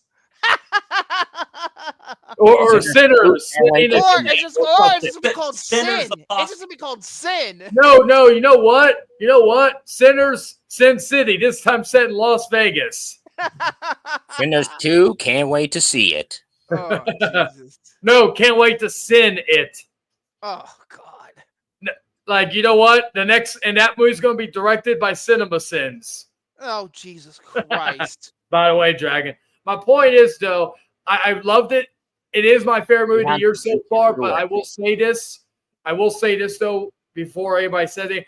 I've only seen 3 movies so far this year. I've only seen this movie, Companion, and Hard Eyes, and right now the top 2 for me is Companion and Sinners. So I'm gonna be getting to Hard Eyes sometime this week because I've been out trying to have a goal for myself where I watch more movies on a weekly basis. I only made a list of movies that I need to watch. So I'll be getting to Hard Eyes sometime within the week. I'm just not sure. Well, if you have Netflix, you could wait till May, and it'll be on. I think May 8th it'll be on Netflix. I rented it, but Hard Eyes is good. It's not. It's like I watched that last week. It's nothing revolutionary. It doesn't. It's a I fun. don't expect it to be revolutionary. I mean, Yeah, the it's a premise fun is little kind of flash silly. movie. You'll have fun with it. It's Mason not Gooding like Jr. yeah. I thought Mason Gooding was good in the movie. I liked him in it. I That's was actually primarily why I shocked. want to see it because of him. I was actually shocked how many different people like Jordina Brewster was in it. Devon Sawa. You know, so there were some people that I was. I think I heard they were in it, but I forgot about it. The only thing now going to Hard Eyes real quick, I will say this though. The only thing I didn't like about Hard Eyes, I don't like CG blood. I don't like CG gore. There was maybe one or two scenes that worked good with it, but the rest didn't. I will say this with Sinners, I thought it had a good blend of like practical and some stuff that was CGI, of course. So I will say Sinners did it better. And also a few other things before I wrap it up. Again, the music was good, was great. It was surprisingly funny. It was funnier than I thought it was going to be. It had some brutal scenes, and the performances were great. I really don't have a critique about it. I thought is it Jack O'Connell? Yeah, Jack O'Connor was the main villain.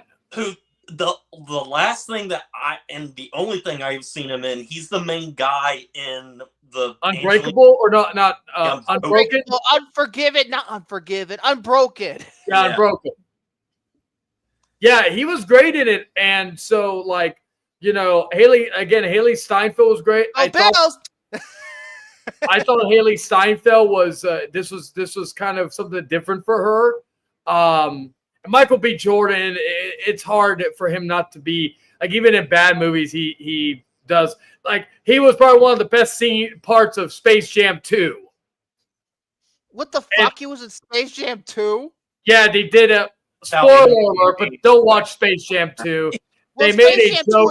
I have no interest. I like the first one, but that's the only one I'm gonna. They were about to lose, and I think Daffy came around and said, "Hey guys, I got Michael Jordan," and Michael B. Jordan popped up. Oh my god! I will say this: it was like Space Jam 2 was horrible, but I will say that was the funniest. Like that line actually gave me a laugh. Space Jam 2, a new HBO Max trailer. Oh, it pretty much that movie pretty much sums up the David Zaslav era of Warner Brothers perfectly. Romeo's Big Chungus, but yeah, like I recommend it. 5 out of 5. I really don't like. There's not really, maybe The Accountant 2, but until maybe like Lilo and Stitch or Mission Impossible, I don't see another movie taking it off right now. Really, my top 3 to possibly take it off right now is probably trying to think. Lilo and Stitch, Mission Impossible, and probably Superman. Weapons, because Barbarian was my favorite original horror film of that year. It was my favorite horror film that year. I think that was the year that it came out. Yeah, it did, because I was working at AMC at the time. That was my number 1 favorite movie of the year until Halloween Ends. Oh, for fuck's sake. You have shit taste, Chayton. Anyway, but yeah, so I really much enjoyed Sinners. I am looking forward to what Ryan Coogler. I think he has an eye for horror, so I think like I said, he's doing X-Files next. I think he should go with that, like continue with that for a little bit. He's a great director. I'm not going to take anything away from him, but I do think there is potential there if he can go for it. I think he could be somebody that people look back in a few years saying that maybe he found that one. Like, again, great director, but let's see. As far as the Lilo and Stitch 4K, I'm curious about that. I want to start getting back into collecting. So there's a lot of movies I missed out on. Literally, I think the last 4K I got was immaculate. But I may look into getting that because I do love Lilo and Stitch, and I think that would look good in 4K. So we'll see. But I'll probably just wait because it's Disney. Disney's not always the best when it comes to 4K. So I will probably just wait for the reviews and then make judgment if I'm going to pick it up or not. But yeah, Sinner's great. Check it out. I'll be seeing Until Dawn Thursday. If I will be seeing it regardless before next week's episode. I'm hoping to get two reviews in, which is Until Dawn and The Accountant 2, hopefully by next Tuesday. For sure Until Dawn, but we'll see. So, yeah. Like I said, I still need to watch Sinners. Apparently, it was very good in IMAX. That's what I've also The last 4K I got was The Eggman Outcast. Who are you, Joe? You're an OG, so I know that at least, so welcome. But yeah, I heard in IMAX, it's because apparently they filmed at least 20 minutes of it in IMAX, so... Which one? Sinners? Sinners, yeah. Yeah, and I saw it on IMAX. I do recommend watching it in IMAX, and I do want to pick up the 4K. Like I would have picked up the 4K for Companion, but I'm just gonna have to get it from Amazon because my local Walmart doesn't fucking have it. You know what's funny? You know what's funny? On the same subject, apparently there was a video store that opened in Brooklyn, a couple of weeks ago. It's called Night Owl Video. It's in Williamsburg. I want to go to it sometime. It's actually a video store. You can actually buy movies like VHS tapes, Laserdiscs, 4Ks, DVDs, Blu-rays. They have pretty much everything. They even sell I live VCRs. in Brooklyn, so I guess that's. It's in Grant Street in Williamsburg. It's in Williamsburg. Well, I live in Brooklyn, so I guess that's one extra thing on my bucket list. Mountain Dews. But yeah, I like Mountain Dew Co-Red, so you and I will get there's a lot of publicity about it. Like in the New York Post, they posted about it. A couple of other Time Out posted about it. I need to go one of these days. Even though I don't live in Brooklyn, I'm gonna go down there. I'm gonna check them out. See, my problem is I only have like one store. Or we might actually meet there. Maybe, I don't know. We'll see. See, my thing is here in San Antonio. I like the only retro store I have here is like in terms of movies or not just retro, but also like a used store. But they have like Blu-rays, 4Ks, would either be half price books or fucking CD exchange. We have an FYE here, but it's a bastardized FYE. It doesn't even sell any. It's basically a pop culture store now. It barely even sells any movies anymore. Doesn't sell CDs. Barely sells records, fucking just toys. So what do? Pop figures all over the damn place? They like I remember. It's funny because I also subscribe to. Oh, Highland. Oh, that's cool. I think I know where that's at. Yeah. So there's I know there's a place. There's a movie exchange store which I know I've heard good things about. I know Mason's got one in his area. There is one I think in College Station. I think Mason, Mr. Dirk Mason, for anybody who doesn't know, I think when he comes down here, we are going to go up there to see it because I do want to see what that place is like. And I would like to fucking go and maybe find some games or movies that maybe I would have trouble finding elsewhere. But yeah, I don't have funny enough for being a city, I don't really have that premier store anymore. All the stores, because we used to have Sunco, Sam Goody, fucking Blockbuster, Hollywood Video, all that shit. Best Buy when they actually sold movies. Target when they sold movies.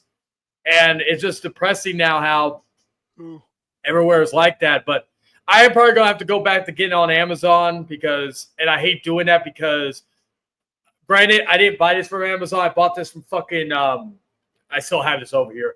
But I bought this from Best Buy, but I bought online, so I hate doing it. I even have, actually, let me see if I can find it.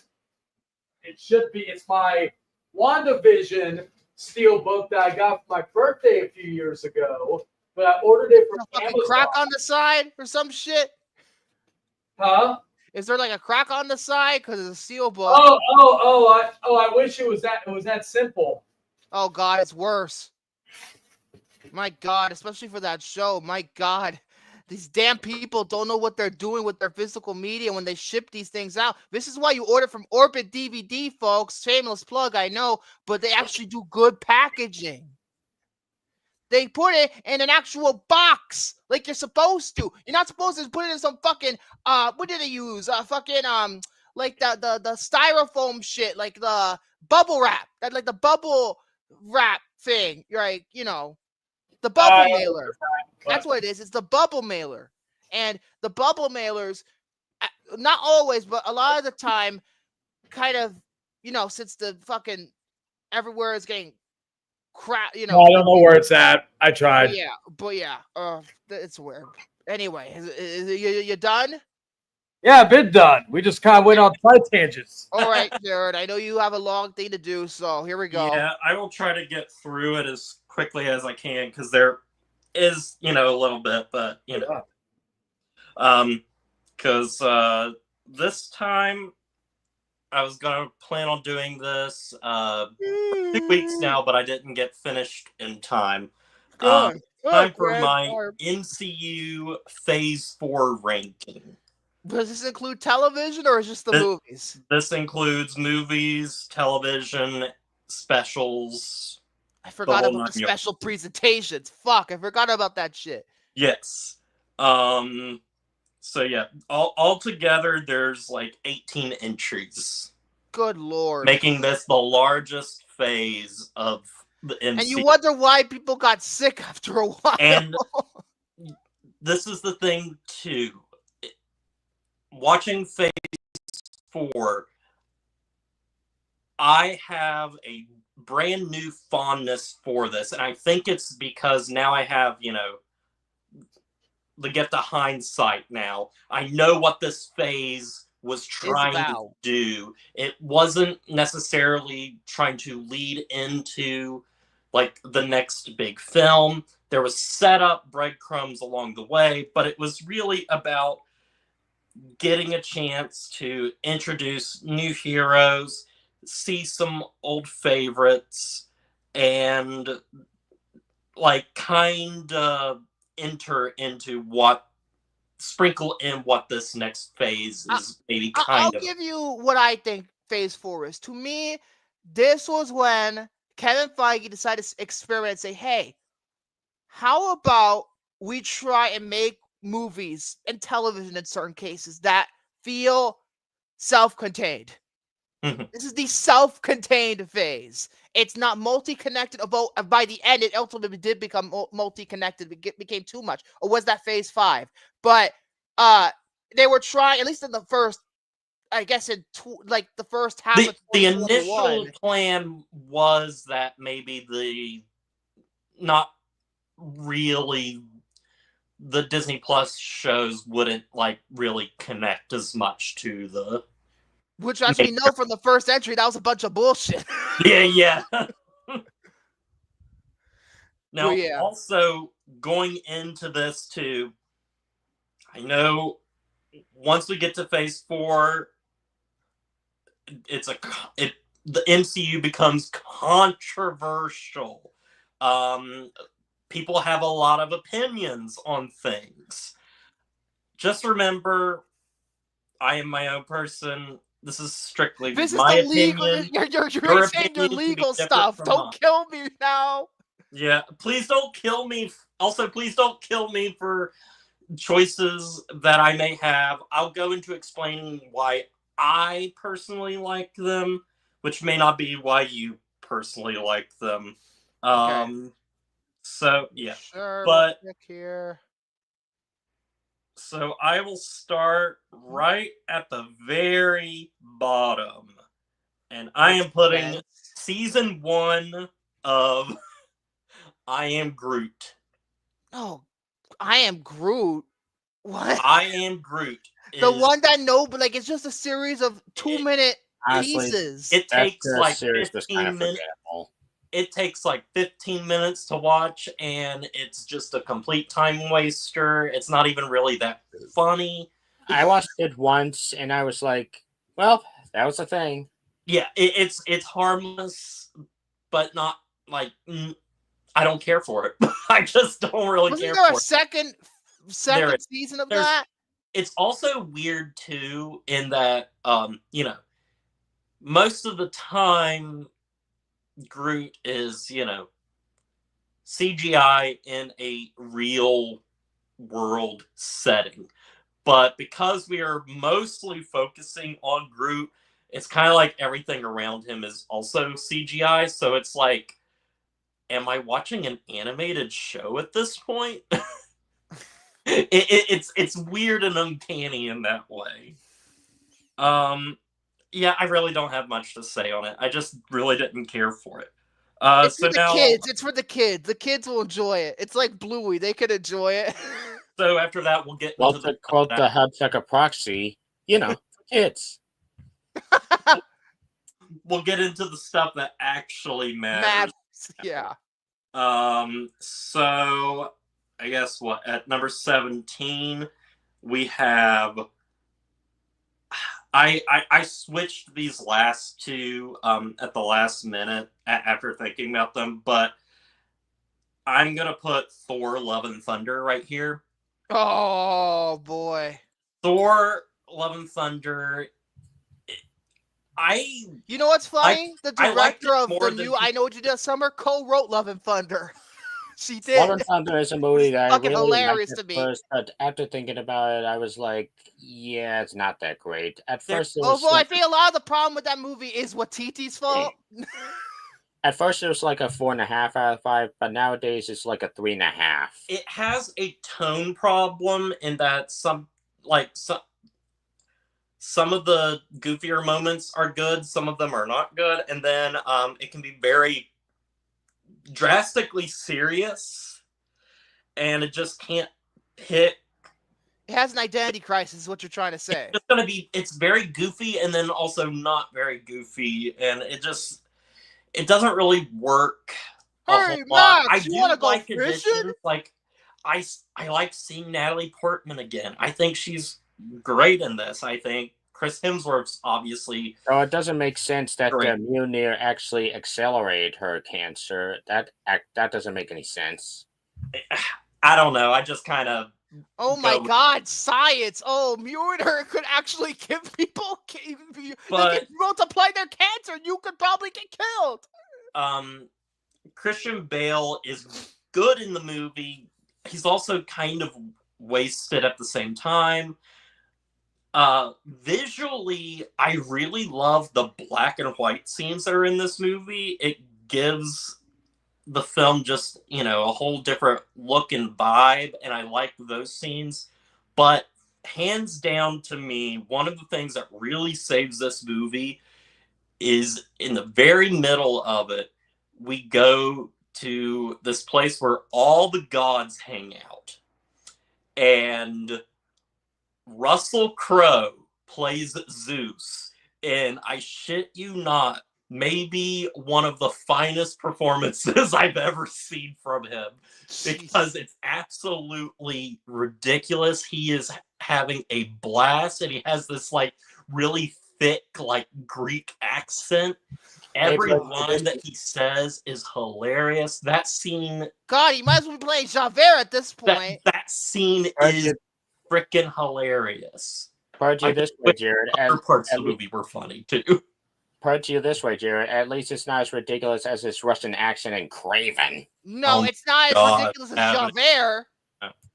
So yeah, that's Thor: Love and Thunder. Now this next entry, which is 16, has continuously gone down on my list. Just because I find it incredibly boring, sometimes shallow, also unfinished at times. Unfinished. What that could be? It's the Falcon and the Winter Soldier. Oh, I thought it was something else. I don't even know what's even in this phase. The Secret Invasion in this phase. I liked it. No. I liked the series. Oh, it's not. Never mind then. The more I thought about it, I thought Falcon Winter Soldier. Listen.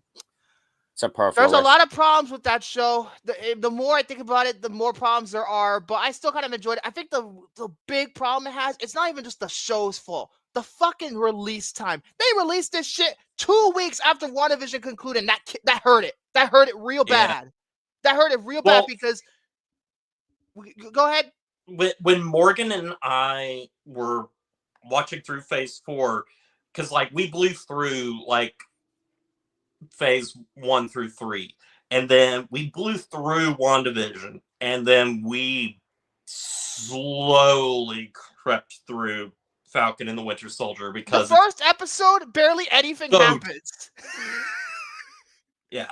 And then also it's one of those things where it was initially 8 episodes, cut down to 6. They took out a entire. Where are you at in the ranking? I don't mean to cut you up, but where are you at? 16. And what's number 16? Falcon Winter Falcon Soldier. and is Winter 16. Soldier. Falcon and Winter Oh, Soldier. okay, that one was ass. Okay. There's There's things I like. I like John Walker in it. I do too. Everybody else in America hated him. but yeah. I'm not talking That's their what America, time the not Brave Captain New- America. I'm like Like, us all- Americans. I'm actually somebody that likes Captain America: Brave New World more because it deals with similar themes to this show, except that movie is done in 2 hours. What this movie Less than 2 hours, what actually. this show did for like 6. Honestly, I will just say go. there's a funny bit. Like the second episode is kind of funny because it's just Bucky and Sam fighting most of the time, arguing with each other. And then when they went to go see Zemo, they're like arguing back and forth. Zemo is actually kind of funny in the show. I'll give it that. He was funny. Honestly, just go from Avengers Endgame to Captain America: Brave New World, and you'll miss nothing. Okay, so 15, I have Black Widow. Oh, which I put it near the damn bottom. It's a filler movie. It's pointless. It makes more sense for this movie just like If it was in existing Phase because 3 this was Too initially late. supposed to It was be already the dead. beginning of Phase 4. I don't even think it makes sense at the beginning. WandaVision was the perfect beginning. I know, but like I guess like being like kind of tail end still connected to Phase 3 in a way.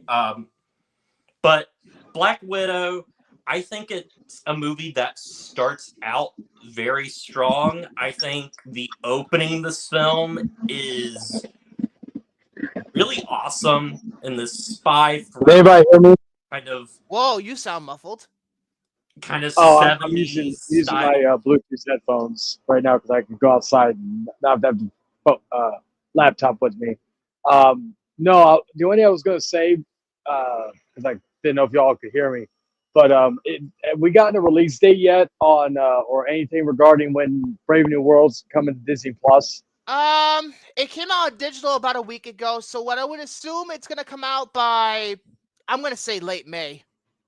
Because when's the Late May, Blu-ray early or the June. 4K coming out? When is the 4? I think they announced when the 4K was coming. Let me check digital bits real quick. Yeah, they did release. Hold on 1 second. Digital bits announced it. So let's see. May 13th. So in about a week after probably- that. So yeah, late May. I think it's coming. Late Yeah, May. okay. Because I'll probably watch it when it's on Disney Plus. All right. My bad, Jared. Go ahead. Oh, you're Go ahead, good. man. Go ahead. So yeah, Black Widow, I think the opening is very strong. I think that Scarlett Johansson is great and Florence Pugh is even better. She's Yeah, the it's best great. part of that movie. This movie, Yeah, the movie was filler, but you know what? I liked Pugh in it. Rachel Weisz wasn't bad either. yeah, I like Rachel Weisz. David Harbour's awesome too. Yeah, And he is. I'm glad that we get to see him and They should have just Florence introduced Pugh him in a working different way together. because, to me, making this a Black Widow movie would have been too little too late. It's too little too late at this point. It And the is, twist and at rest the end of- is fucking terrible. I will always say the fucking, whatever the fuck that villain twist was, it was bad. it's just the rest of the movie is sadly just kind of generic. If this was a Phase 3 movie, maybe my opinion would have been a little bit higher. But Mhm. as is, no, I can't. So going on to number 14, Loki season 1. Oh, that was the point of no return with the MCU for me. So, I I watched the fucking first quit. couple episodes, but That's then when I quit. The just- finale made me quit, man. That made me quit. It was okay, It was but so yeah. bad. I The finale of that first season- season was so bad, I quit. See, I like the first season. I find stuff in it really fun. Also, having Loki being DB Cooper is just the most perfect. Best Yeah. part about was Owen Wilson. I like to see Owen Wilson. I don't really like also Wes Anderson really that much, but I like just like the- Owen Wilson in general. I also really like the final episode, but I'm just not. People like went crazy for the show, and I think a lot of it just has to do with there is The multiverse crazy bullshit. That's why. Loki love. There is crazy Loki love out there.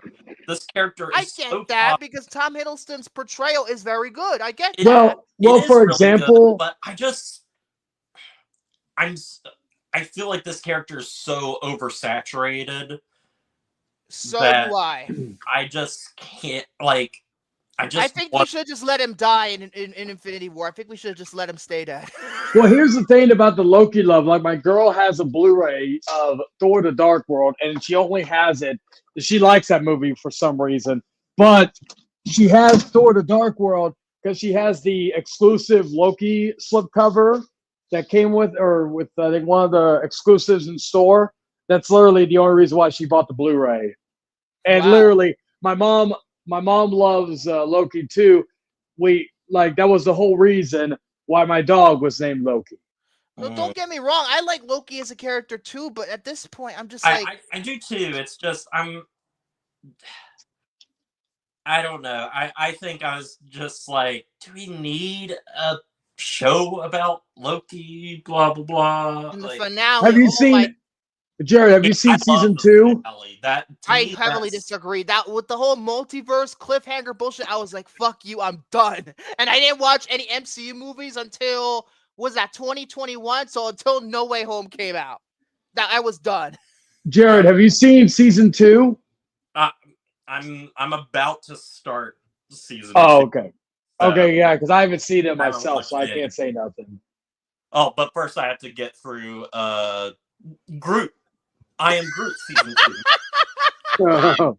Yeah, it's gonna be the best watch of your life. It's the Yeah. greatest show in the history of mankind. I'll do my ranking of Phase 5, and I'll be like, actually, I I Am It's a Groot season 2 is the misunderstood best. bit. masterpiece. It's a I didn't even misunderstood- know there was an I Am Groot season 2. I It was didn't just a know fucking- either. They barely marketed it. That's for sure. They barely marketed it. Anyway, number 13. Now we're getting really into stuff that I actually really do like a lot. It's the first season of What If. I Aside didn't from see the it. I didn't watch first it. episode, which is kind of just that's the first episode is the Captain Carter episode, which is basically just the first Captain America movie, but with Captain Carter instead of Captain America. The rest of the stuff I find really fun. I think the episode with Doctor Strange is one of the best stories that the MCU has ever told. In fact, Jeffrey Wright read like the script for that episode and was actually nearly brought to tears, just like with how Jeffrey Wright, he's a phenomenal actor. Oh, Yeah. that was. And also, it is interesting watching that episode because it does kind of tie in and prepare you for stuff that will eventually happen in Multiverse of Madness, like similar things that happen.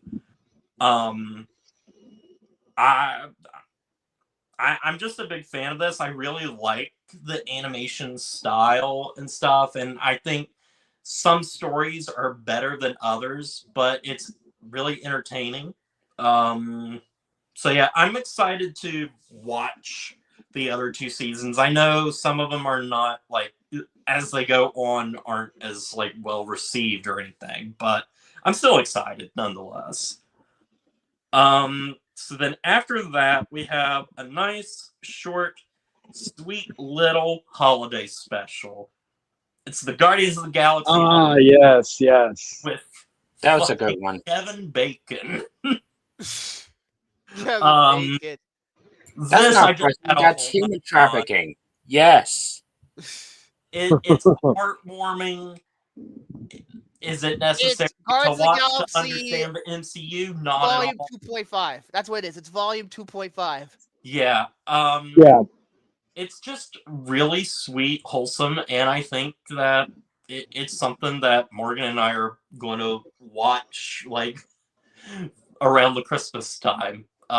There's great stuff, especially between Mantis and Drax going to Hollywood and breaking into Kevin Bacon's house to kidnap him because obviously Quill talks about the movie Footloose a lot and how Kevin Bacon's character was, very like important to him and everything, and they think that he actually saved the world by dancing.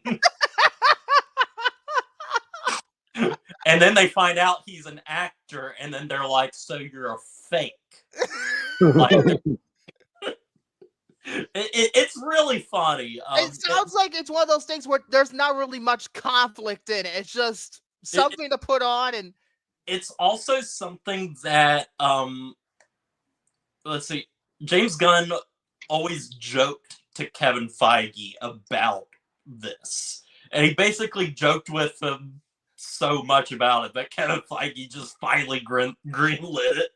It's like, might as well. You're making one more movie for us and then leaving, so might as well.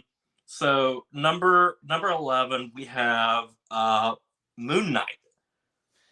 Ooh. This one surprised me a lot. Oscar Isaac is fantastic in this, doing this dual role as having multiple personalities.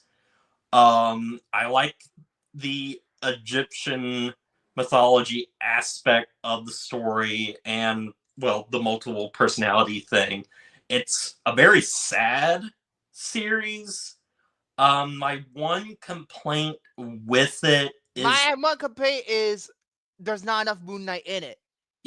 There is that, and then also I think the resolution to the show is so like the ending are meant to be abrupt. It's just an abrupt kind of finishes. It just kind of it's over. Bye. Yeah, that is the one thing, because I think like the episode with him like in the in like the mental institution and stuff like that. And Ethan Hawke was terrific. I forgot that's about phenomenal. him. Ethan Hawke is fantastic. The girl that plays his love interest. Oh, she's great. She's great. Yeah. I like it, but it's just there's not enough Moon Knight in it. It might as well be called the Steven and Mark Show. Yeah. Or Mental Institution, the TV show, or something like that. Number 10 is the other special presentation that they did, and that is Werewolf by Night, directed by Michael Giacchino. That was so fucking great. That was a good one. Werewolf by Night is awesome. It's a love letter to the 1930s and 40s horror films like Frankenstein, Dracula, The Wolfman, Creature of the Black Lagoon. It's beautifully shot. I watched the black and white version, not the color version. Apparently the color version actually does look pretty good, though. I do want to watch it in color, but I for my first watch, I obviously wanted to watch the way it was intended, and it's short and sweet, and then I'm kind of like, man, I just wish it was a full-length movie in a way. Like, hey, it's a better Man Thing than whatever the fuck they did back in 2005. Man Thing is awesome in this for like the small amount of time he is in. The Man Thing from 2005 was like some shitty horror film or something. I don't even know. It's just, this is a really cool thing, and I feel as if Marvel is never going to do these special presentations again, because I feel they're going to do one about the Punisher, but after that, I don't think they're going to do are anymore. Okay, because I'm like, I think these are really cool, and I think the reason why they're doing the gives Punisher is because apparently John Bernthal actually conceived that idea to Feige while he was filming Born Again. He conceived it directly to him, so that's why they're doing it. Because it gives you a chance to just do some like one-off thing that's not too long or anything. But no, the Werewolf by Night is awesome. One of the big surprises of Phase 4 for me. At number 9, I kind of wish that this was higher. Okay. But I do love like a lot of this stuff. But Doctor Strange in the Multiverse of Madness. Higher, motherfucker. I will say this. Yeah, I love that movie. Doctor Strange in the Multiverse of Madness, I prefer more than the first Doctor Strange. Oh, amen. I agree. That. Love what they good character in this film. Sam Raimi is a fucking visionary. You don't fuck with him. Yeah, I funny enough, I thought I'd be in the minority about all that. So I'm glad we're sorry, Scott Derrickson. Some of the horror elements are just really cool. That scene where Wanda's like in the her photo starts like looking around and stuff, like freaky. I also think it does a very great job, even though it's maybe one of the weaknesses of the film as well. It's also one of the film's strengths, is the continuation of Wanda's story off of WandaVision. And that's why everybody wanted to fucking see it. Steven, I don't want to give Steven shit because I don't, but let's face it, that's why everybody wanted to go fucking see this movie. Well, and here's the other thing too about this movie is that you knew even from the beginning of this movie, like when the monster scene at the beginning, you knew this was a Sam Raimi movie, just how it was shot, some of the editing. Remember the scene where I think it's after the whole establishment of America Chavez when Steven's just like waking up and it's like the fucking twisted out on the side. It's Sam Raimi through and through. If you've seen Spider-Man 1, 2, and 3, shots in those movies reminded me of any shot in the fucking trilogy. It's pretty much the Spider-Man movie that's not a Spider-Man movie. Yes, and that's the one thing I will say. And that's why I loved it. Partially. It's funny because again, Sam Raimi, I kind of watched his filmography backwards. Like I saw Spider-Man movies first. I saw Drag Me to Hell. I didn't watch the Evil Dead movies till years later, probably around the time the remake came out, which I still think is the best Evil Dead. The remake is awesome. I love that. Yeah. That's the nitpick I have about the Multiverse of Madness is the ending. The ending where Doctor Strange gets his third eye, and it was like, that's the only. That's straight up like Evil Dead stuff. And then the end credit scene is like, okay, yeah, moving on. Yeah, it isn't about the eye anymore. That I'm like, oh, okay. I'm like that. That's probably my only critique of the movie. That's the only part I could say. Just like cut it out because now he's like, oh, he's walking around, he's okay before Charlize Theron comes. He's like, I'm okay now. Because the ending of the film before the before the credits and everything, that's a good place to end the movie. I think that's a just a shocking way to end the film, and then I'm okay now. I'm okay now. Also, I love the fact people were pissed off when this movie came out because there's no cameos. There's barely any cameos. I'm just like, thank God they didn't go the fucking fan service bullshit route with this because they could have easily done that. Everybody, where's Tom Cruise's Iron Man? You know what? It's so stupid. Like I kept my expectations low in terms of the cameos. I want to see it because it was a sequel to WandaVision. I don't want to watch no fucking cameo-driven shit.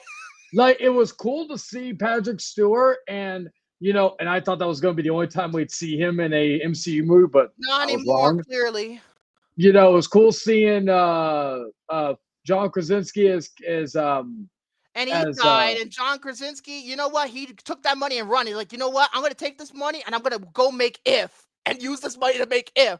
Yeah, as far as anything else, like I will say it had probably one of the best deaths was Captain Carter. Black Bolt was better because if you know that was a fucking yeah. Mother. Yeah, Captain Carter was half the woman she used to be. Never mind. Black Bolt was I take that because back. it was a straight up fuck you to the Inhumans television series because Paul Mutter was like, fuck you, Feige. If you don't want to do this, I'm gonna do it myself. That shit got shut on because Scott Buck is a terrible writer, and that was the big fuck you, and I loved it. I love just how Reed Richards was building him up as a big threat, and then she's just like, "What mouth?" And then he just dies, and I'm like thinking, "God damn!" Like that's like so yeah. That and then Captain Carter, just because again, even though we didn't fully see it, we knew she got cut in half by the shield, which makes you wonder. Guess she really was the woman she used to be. Guess she really was half the woman she used to be. I wonder though, would that I would she had the superhero or the super soldier serum, correct? Yes. Okay, so that means if that's the case, that means that shield could also cut Steve Rogers in half. You know, then again, maybe she's alive in a different timeline. Oh wait, because she's with Ethan Hunt right now. So yeah, I forgot she's in. Yeah, that's a Dead Reckoning in the latest film. You know, by the way, Final Reckoning is going to be almost 3 hours long. Okay, makes sense. So, it's going to be 3 hours long? Almost. Almost 3 hours. Thank God, it needs to be that long to end this fucking franchise. It needs to be that long. I'm probably about that. Go ahead, Jared. I'm sorry. So, number 8 is Shang-Chi and the Legend of... I love that movie. Destin Daniel Cretton is an underrated filmmaker. You guys need to watch the movie. He needs to star in this movie. It has one of the most complex villains of the MCU. Oh, he's awesome. He's so freaking good. The action scenes are, and it's one of the only times in the whole universe where you can actually watch Awkwafina and not get irritated. She was great in that movie. Their friendship is so good in this. This movie and Raya and the Last Dragon are some of her best work. The one thing the film suffers from, for me at least, is big CGI third act. Yeah, goes a little like off the rails. Wild. You gotta talk about Ben Kingsley when he comes back. Oh, yes, I love Ben Kingsley's return, which when I watched the Hail to the King short from Phase 2 connects to this movie because they mentioned the real Mandarin in that short. Mm-hmm. And then when Ben Kingsley comes back, he's fucking hilarious in this role. I can't. The bus fight was enough. awesome, Hunter. Yeah. I can't get enough. I can't get enough of Ben Kingsley in that role. The bus scene, that scene reminded me of Speed, except without the bomb. Yeah. Like I said, Destin Daniel Cretton is such an underrated filmmaker. If you haven't never seen Just Mercy with Michael B. Jordan, that's great. I haven't seen that, but I have seen Short Term 12. I have Short Term 12 on Blu-ray. I just haven't watched it yet. I really want to see Short Term 12. And apparently the Glass Castle, whatever it's called, was actually not bad either. Destin Daniel Cretton's really fucking good. He's a really good director. I know he's doing Spider-Man 4, so good for him. Yeah. All right. So now we get into some interesting territory. Number 7, this is a show that really surprised me. Because when I originally was watching Phase 4 and I just got totally burned out and everything, the last show that I ended up watching was Moon Knight. So I didn't watch. I felt like because Loki, I got burnt out, and when Moon Knight was the first show I had watched after I quit on the shows because Loki I didn't like it. But like Moon Knight, it was good, but like I'm burned out on these shows. If anything, I'm just gonna be focusing on these movies now. But then I got burned out of that too. Eventually, at the end of Phase 4, I was not burned out of MCU yet, because Wakanda Forever is great. But then when Quantumania came out, I was like, no, I need a break. Yeah, the first time I watched Moon Knight, I just wasn't as into it, and I think it was because I was burnt out at that time. I was burnt out. I was like, you remember at this point they were pumping out shit every week. At this point, they were putting out stuff like almost every week. I'm just like, oh my god, can we take at least a 6-month breather, please? But then I watched this show, and I was like, man, you know what? This is really, really good. And it has just a really good heart to it, and that's Miss Marvel. Never saw it. Can't comment. I haven't seen that, but after watching her and the Marvels, I want to. It has heart to it. The actress, how do I pronounce her name? Iman Vellani. She plays Kamala Khan. She is so infectious in this. I like how it has a very different tone from the rest of the MCU, mainly like towards a younger audience, but adults like us can still sit down. So it's pretty much Spider-Man Homecoming 2. It really is. It has a similar tone to that, which I never would have really thought about. I also love how it has this real connection to legacy and family, and explores being a being Islamic in Jersey City, which the home city of Tony Soprano. Yes. But and so it really just does such a good job with that, and it has villains, and they're not important. They're not really as important as the journey that Kamala Khan has throughout this, discovering herself. She's just really infectious, and I absolutely loved her in this. It was one of the biggest surprises. You know who's one of the directors on that? The two of the directors, they actually directed Bad Boys for Life and Ride or Die. I think they directed a couple episodes. So that makes sense. That makes a lot of sense, actually, considering. All right, guys, at number 6. Listen. Oh no! No! I really like this. Oh God! Don't tell me what you're gonna fucking say, asshole. Anybody? Please don't try to argue with me.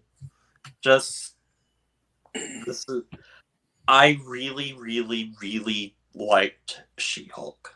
I didn't think it was going to be that. I thought it was going to be something else, to be honest. I thought you were going to say something else, and I was going to be like, oh, fuck you. I thought you were going to say Eternals. No, not even in Turtles. I was going to say this is too low, or we'll get to it. Jared, I feel like that show was the death of MCU. I've seen so many reviews like that. But I like the twerking and how they bastardized and massacred my boy Daredevil. Made me fearful of what Born Again was going to be. But I will say this: you've always been nice whenever I've had controversial opinions. So I will do something Victor doesn't do, and I will have class, and I will not boot you and banish you to the shadow realm. Well, granted, I don't do it out of controversy. I do it out of shit I fucking love. That's when I boot people. I'll talk about this too, with also because I watched these with Morgan. Morgan didn't watch Daredevil, but I have been since we are watching Born Again eventually, that we need to at least we should at least be somewhat familiar with the Netflix in see, Marvel. Well, it used to be not canon to the MCU, but now it is. But no, Yeah. it used to be canon, and then it wasn't canon anymore, and now it's back to being canon. And this So was back when She-Hulk came out, it was not canon. So before this, she hadn't watched any of Daredevil, so this was actually her first true introduction to Daredevil. Obviously, Matt Murdock was in No Way Home, but he wasn't really. He was only in it for like a scene and a half.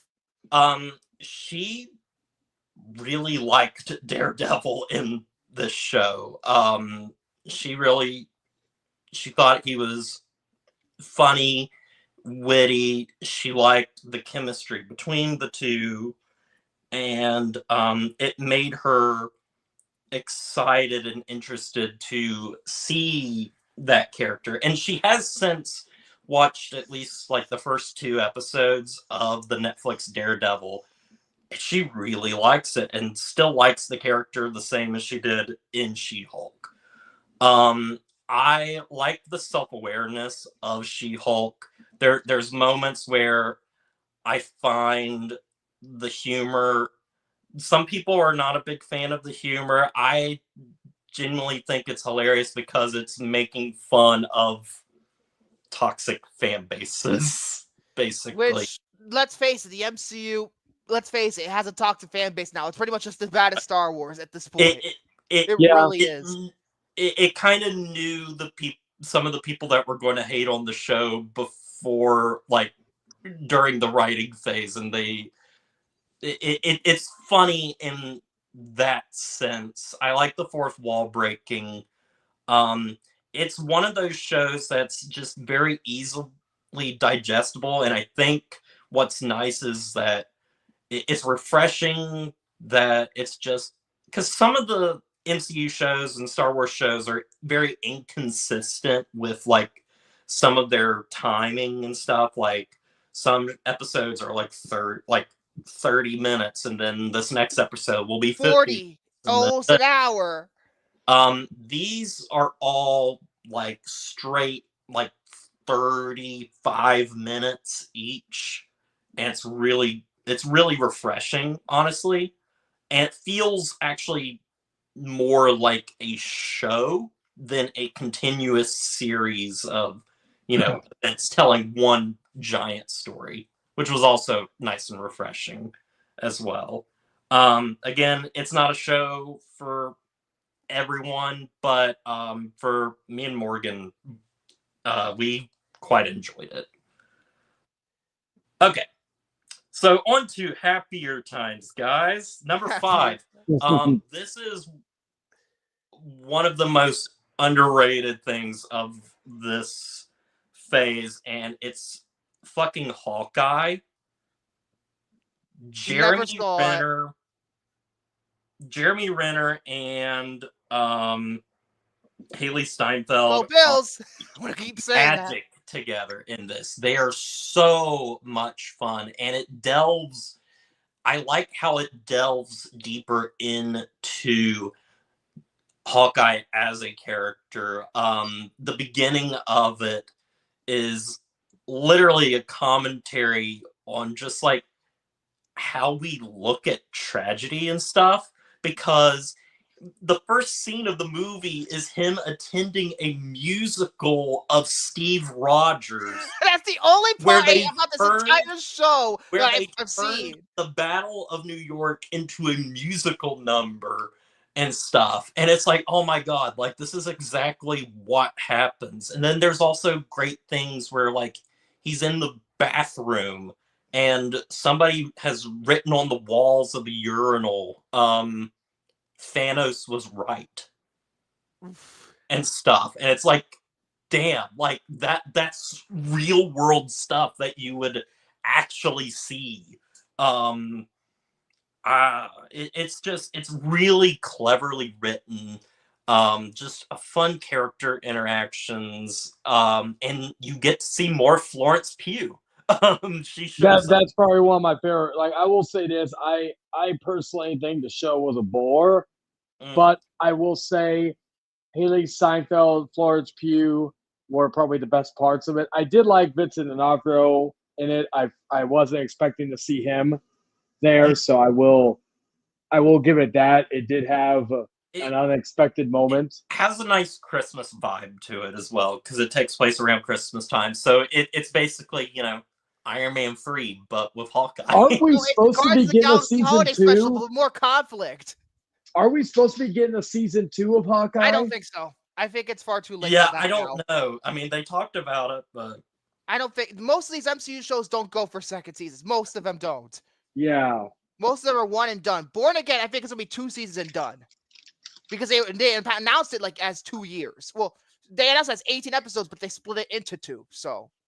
All right, so we're getting close. I'll try to hurry up since it's already like 10:20. Oh God, great. Okay, Spider-Man No Way Home is my number 4 pick. I will say this. My number 1.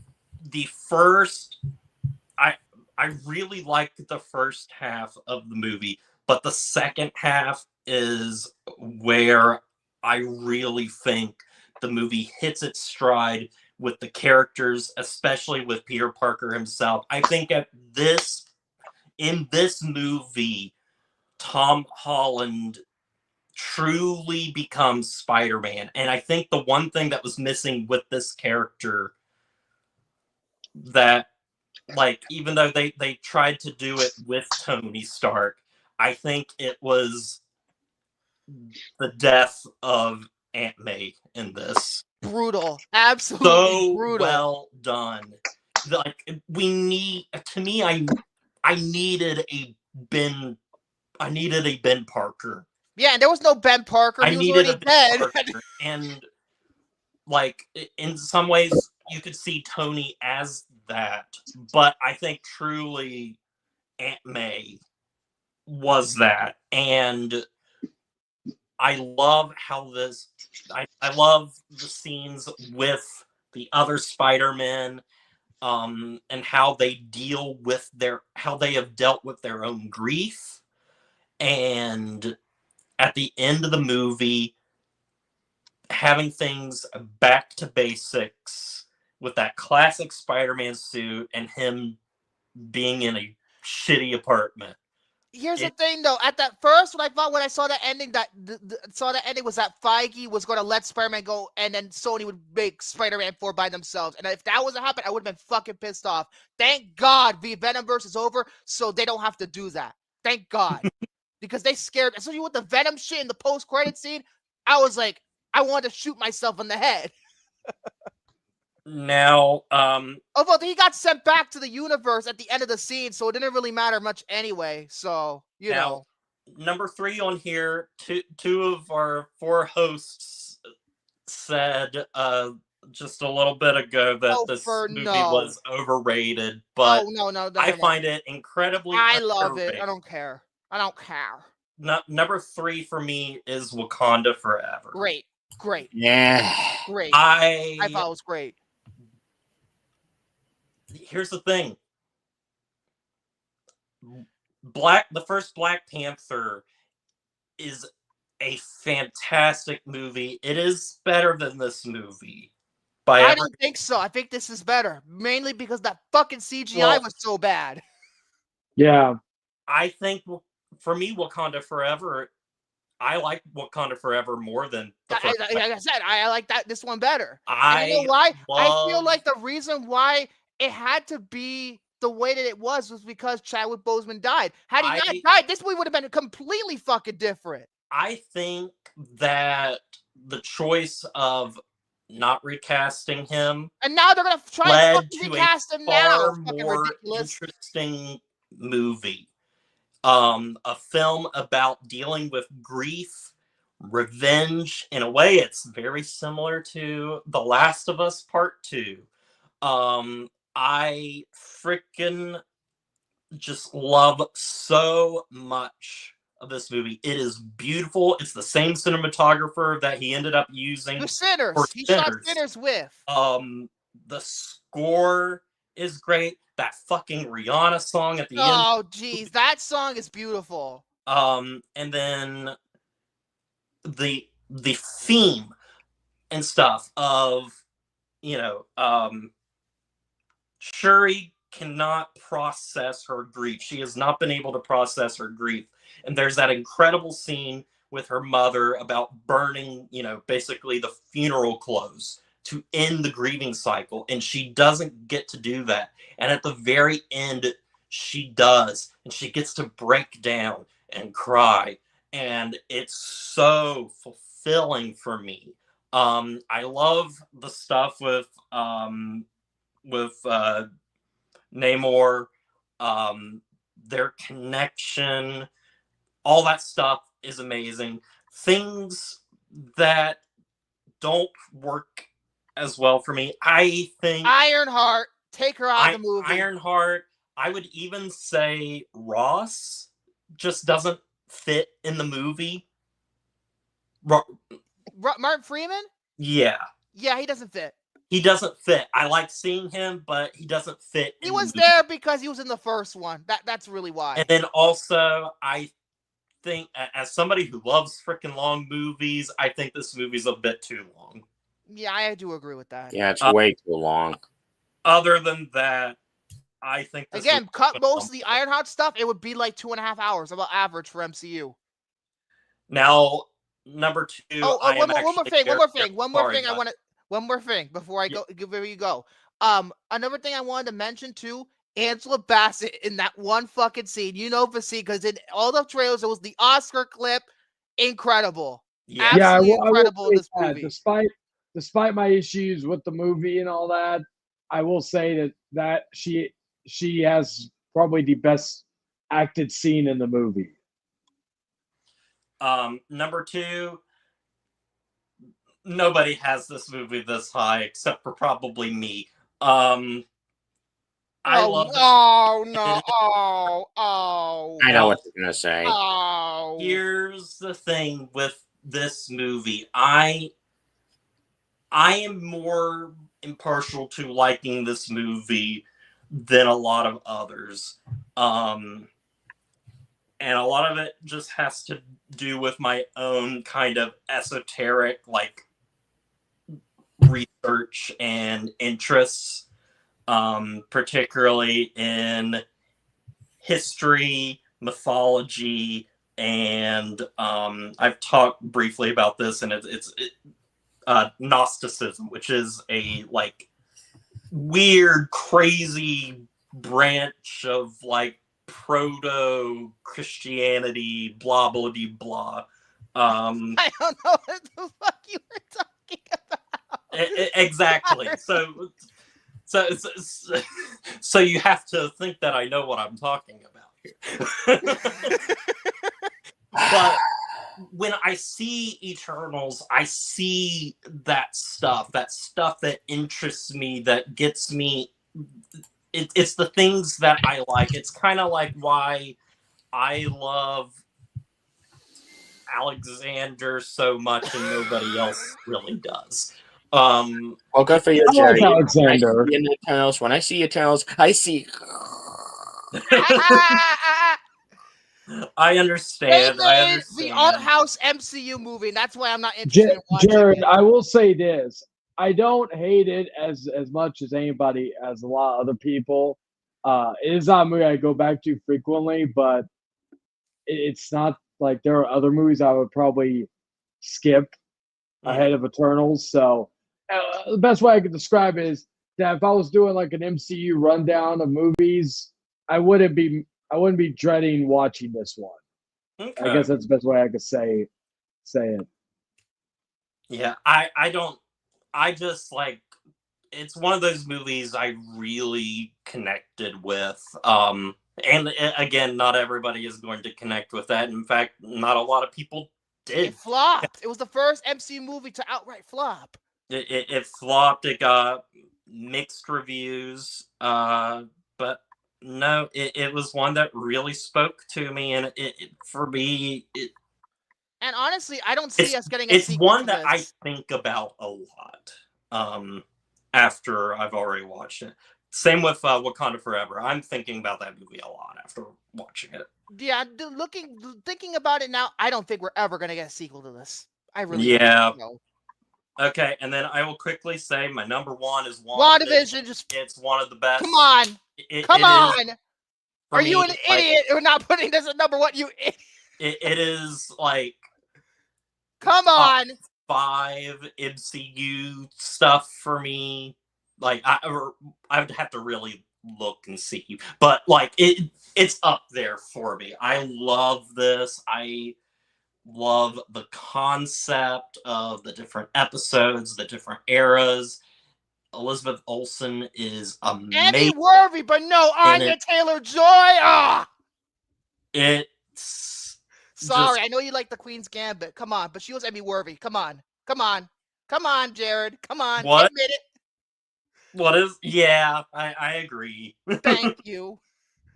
But no, No offense to Anya Taylor-Joy, because with that Emmy win, to be fair, if there's any consolation with her winning the Emmy, her movies have gotten better. So if there was any consolation there, like I didn't think she was gonna be as good as Princess Peach, and you know what? She surprised me as Princess Peach. Yeah. So Peaches. oh, you Peaches, fuck off. It's your favorite talk. that is my MCU ranking. Now, also, here's the thing with Phase 5. Phase 5 technically doesn't end until the end of the year with supposedly Ironheart and maybe some other things. Wait. Isn't there a movie? Isn't Fantastic Four supposed to be the end? Fantastic Four is supposed to be the beginning, but I don't know if Ironheart is coming out at all. So really, I thought it was supposed to come out in June. I saw the thing on Is it coming out in June? Wikipedia. I saw the Yeah, thing on it's been shown. Wikipedia. I saw the thing on Wikipedia. Okay, But again, Wikipedia could be a liar, so I don't know. I'll have to wait a little bit for that. Then again, it's close. It's already mid-April. We still don't have a trailer, But, so maybe you might be right. Phase You might be will- right. Phase 6 ranking will not be happening because for years, because that ends in what 20. Oh, it ends with Thunderbolt. So what about Ironheart? What the fuck are they gonna do with that? What are they gonna do with that? They just gonna throw it in the trash? I don't know. I didn't think they're gonna throw it in the trash. I mean, they shot the fucking thing like what, a year ago, something like that. I don't know what the hell they're gonna do, but I'm glad you put that as number one here because Sorry for that long. there was thing. no fucking It's a long way thing. that WandaVision was not gonna be number one, because if you didn't put that number one, I was gonna be booting your ass too. I couldn't imagine not putting it as number one. I was gonna be like, I will let She-Hulk slide, but if that wasn't number one, we're gonna have problems. There you go. At least you know what, we're double team that shit. We're like Jean-Claude Van Damme and Dennis Rodman in that one fucking movie. It's the wait. So since you're bald, Victor, are you Dennis Rodman? What'd you say, Jared? It was the first thing in Phase 4, and it was the best. best. It's the best thing. Yeah. And also, it also helped. You know what also helped? That because of COVID, we had to wait a year for Phase 4 to actually start, and it started out with that. They changed it because, like you said, Black Widow was supposed to be first, but I'm glad they changed it. I'm so happy. I'm so happy that they changed it. I'm so happy. So yeah, without a doubt, come on, it's easily top 5. Maybe even top. I still need to get the Steelbook. I don't know. I mean, again, I'm saving money. Because I got the Steelbook. Insane. I got the Steelbook. Like I said, I got it as actually a birthday gift from. Not out of print. I hope it's not out of print. I don't know, but yeah, that's the only MCU because I don't buy a lot of MCU related stuff, but WandaVision was like the one that I had to. I have the full Phase 1 collection from the UK on Blu-ray. I think you told me about that. At some point, okay, it's available on Amazon. Okay. Amazon.com. Okay. Oh fuck! I died. So Amazon.com. Watch when they beat up the box. Yeah, I got. What was it? I got the What was it? To be honest, I didn't even know they were even doing phases anymore. I thought after the Marvels bomb, they were done with phases. I really did. I thought they were done with phases. I really did. For a while, I thought they were. And if Brave New World and Deadpool Wolverine, they were just movies. They were gonna be like number 40 something. I don't know how many of the up to with all the projects, like 30 something, 40 something, something crazy like that. Like numbering the installments rather than numbering it by phase. If you understand what I'm saying. But yeah, we're going right into it. You took a long time, Charitable. You didn't take as long as me with the Yeah, sorry about that. It's fine. I have a lot to say. Then again, Hunter said I could have easily watched this again over watch my ranking. Great. I'm such an asshole, right? So let's talk Heat now. The cop. Full surveillance, round the clock. The criminal.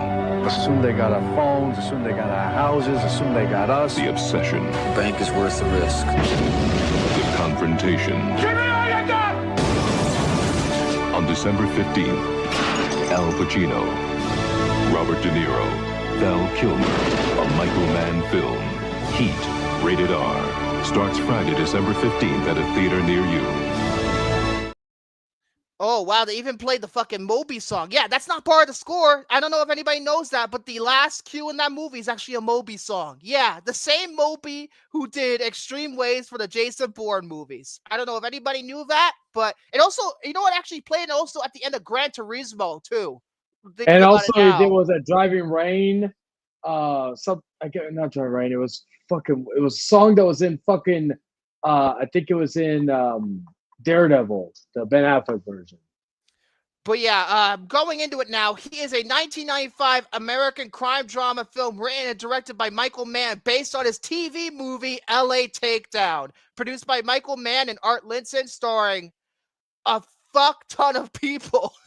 Al Pacino, Robert De Niro, the late great Val Kilmer, Tom Sizemore, Diane Venor, Amy Brennerman, Ashley Judd, Michael T. Williamson, Wes Studi, Ted Levine, John Voight, Natalie Portman, William Fichtner, Dennis Haysbert, Tom Noonan, Hank Azaria, fucking Danny Trejo, Xander Berkeley, Henry Rollins, Tone Loc is even in, and Jeremy Piven, to name just a few people on this list. Released December 15th, 1995 by Warner Brothers and Regency Enterprises. Budget was $60 million and it made $187.4 million. I think this is domestically. I don't think this is worldwide.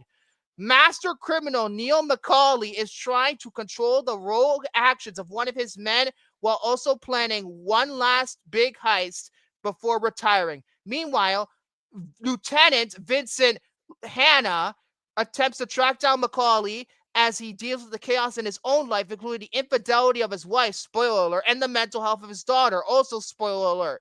McCauley and Hanna discover a mutual respect even as they try to thwart each other's plans. 85% real Rotten Tomatoes, 88.3 out of 10 on IMDb, 4.3 out of 5 on Letterboxd, on Metacritic. Let's see. Let me just try and look this up before I let somebody else take it from me. Come on, load. 76 on Metacritic.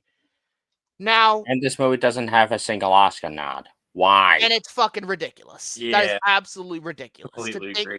To think that this movie is as acclaimed as it is and got no Oscar nominations, not even for the fucking highway scene, which I'm sure we'll get to. I'm surprised. I was first introduced to Heat when I was roughly 16, maybe 17. I ordered it off Amazon. I have the Blu-ray. In fact, I think I have it on the shelf and make it easier for myself to grab it. Hold on. This is the copy that I got off Amazon. I think back in when did this Blu-ray come out? 17. So I got it in 2018, I think. I still have the slip on this. So that's the original pressing of it. So, I watched it back then and I did like it back then, but I felt like at that time, I don't think I understood the movie. And I'll tell you why. I was rooting for Al Pacino's character, but not for Robert De Niro at that time because I thought Robert De Niro, he's the bad guy. And then it took me years to realize, Al Pacino doesn't play such a nice guy either. But, obviously over the years I've rewatched it, whenever I had 3 hours of my time. And I absolutely love this movie. I said it last week and I'll say it again. This is my favorite Michael Mann movie. Granted, I have not seen every single one of his movies. I've never seen Manhunter. I've never seen The Insider. I've never seen Ali. I haven't even seen Miami Vice. So, I think Miami Vice is underrated, actually. A lot of people think Miami Vice is underrated. I own the digital copy of it, but I haven't gotten a chance to watch it yet. But yeah, I think this is his best movie because the writing in this, because yeah, the directing's good. It's Michael Mann, but the writing in this movie is absolutely terrific. I mean, with this dialogue, man, this is some of the best in terms of like writing that Michael Mann's ever done in his entire career. I mean, you got so many great fucking scenes of just like, for example, the restaurant scene. That scene is all dialogue, and it's fucking brilliant. That you can tell this was a huge inspiration for Christopher Nolan for The Dark Knight, especially that restaurant It's scene. Christopher Nolan's one of his favorite films. It's one of his favorite films. Because you could just tell with The Dark Knight that Nolan watched a lot of Heat. Yeah, I mean, in fact, that diner, restaurant scene and everything, to me, like, I was loving the movie before then and everything, but when that scene hit, it's like, this is one of the greatest films ever made. Yeah, I mean, come on, like the back and forth between these two is just unbelievable. And to think that this was the first scene that Al Pacino and Robert De Niro had ever started together. Yes, they were in The Godfather Part 2 before that, but they were not on screen together because the Robert De Niro sections of that movie were flashbacks. So this is the first time in movie history where they got to interact with one another on screen. And that's why the movie probably was as successful as it was, because they were two big stars at the top of their game interacting with each other for the very first time. And plus you have Val Kilmer at the peak of his powers. This is right after Batman Forever. Came out like 6 months after Batman Forever. And Val Kilmer is absolutely terrific in this movie. It's subdued, but it's perfect considering the character that he plays. Like, his character is probably the most sympathetic in the entire movie because, yeah, he does all these heists and stuff, but he has this real, troubling relationship with his wife. He has this gambling addiction, and you just want him to, like, you care for the guy, Mm-hmm. And, it's a very subdued performance. It's not a very showy performance. The showy performance absolutely is Al Pacino. I mean, come on. My favorite scene of his, yes, it's she's got a great ass, and you got your head all the way up in it. Oh, and speaking of great ass. Oh, God. And by the way, I love Hank Azaria in that scene because his reaction when he says that is so fucking genuine. Because I think Hank Azaria said it in an interview. He didn't expect that to come out of his mouth. Oh my gosh. Oh, I mean, come on. And also the one other bit that I really love that's showing on Al Pacino. Give me all you got! Give me all you got! I love him in this movie. I really do. I love him in this movie.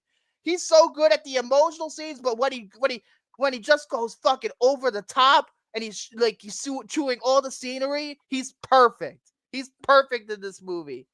He really is. There's a reason why this and Scarface are pretty well beloved performances from him. As for De Niro, he plays a more stoic role, but I think, to me, even though it's supposed to be stoic, I could see a lot of raw emotion coming from him. And I think it has to do with, the relationship he has with Edie, Amy Brennerman's character. Mm. In some ways, Edie brings out a softer side of him. And he obviously he falls in love with her, but remember, as they say in the movie, he gets, you can't become attached for more than 30 seconds. What's the line? Something about the heat coming on, something about, you can't be attached to something for, you have 30 seconds to not to be attached to somebody before the heat is around the corner, something like that. I think so, something like that. Yeah.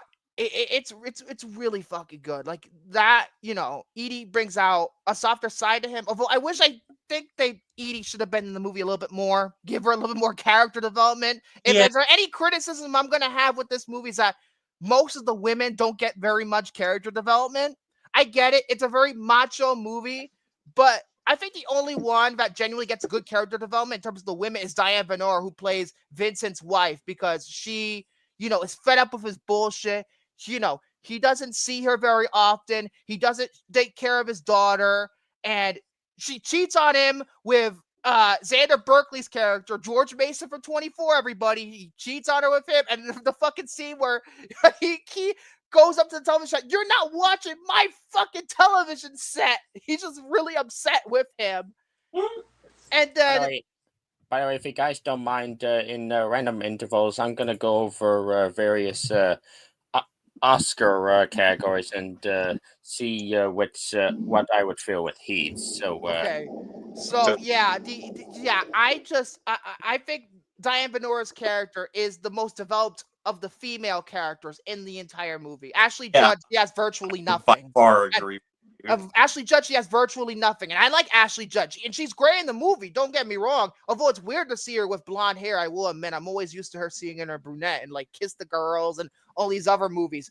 But like, yeah, if there's any criticism I'm gonna have, the women needed to be developed more. Then again, the movie's already long as it is, so it is almost 3 hours. Although to be fair, go ahead. Go on. To be fair. When I watched this on Saturday, I watched it. Not Saturday, Sunday. We watched this. This doesn't feel like 3 hours. Nope. It doesn't feel like a 3-hour movie. I don't feel the length with this. I really don't.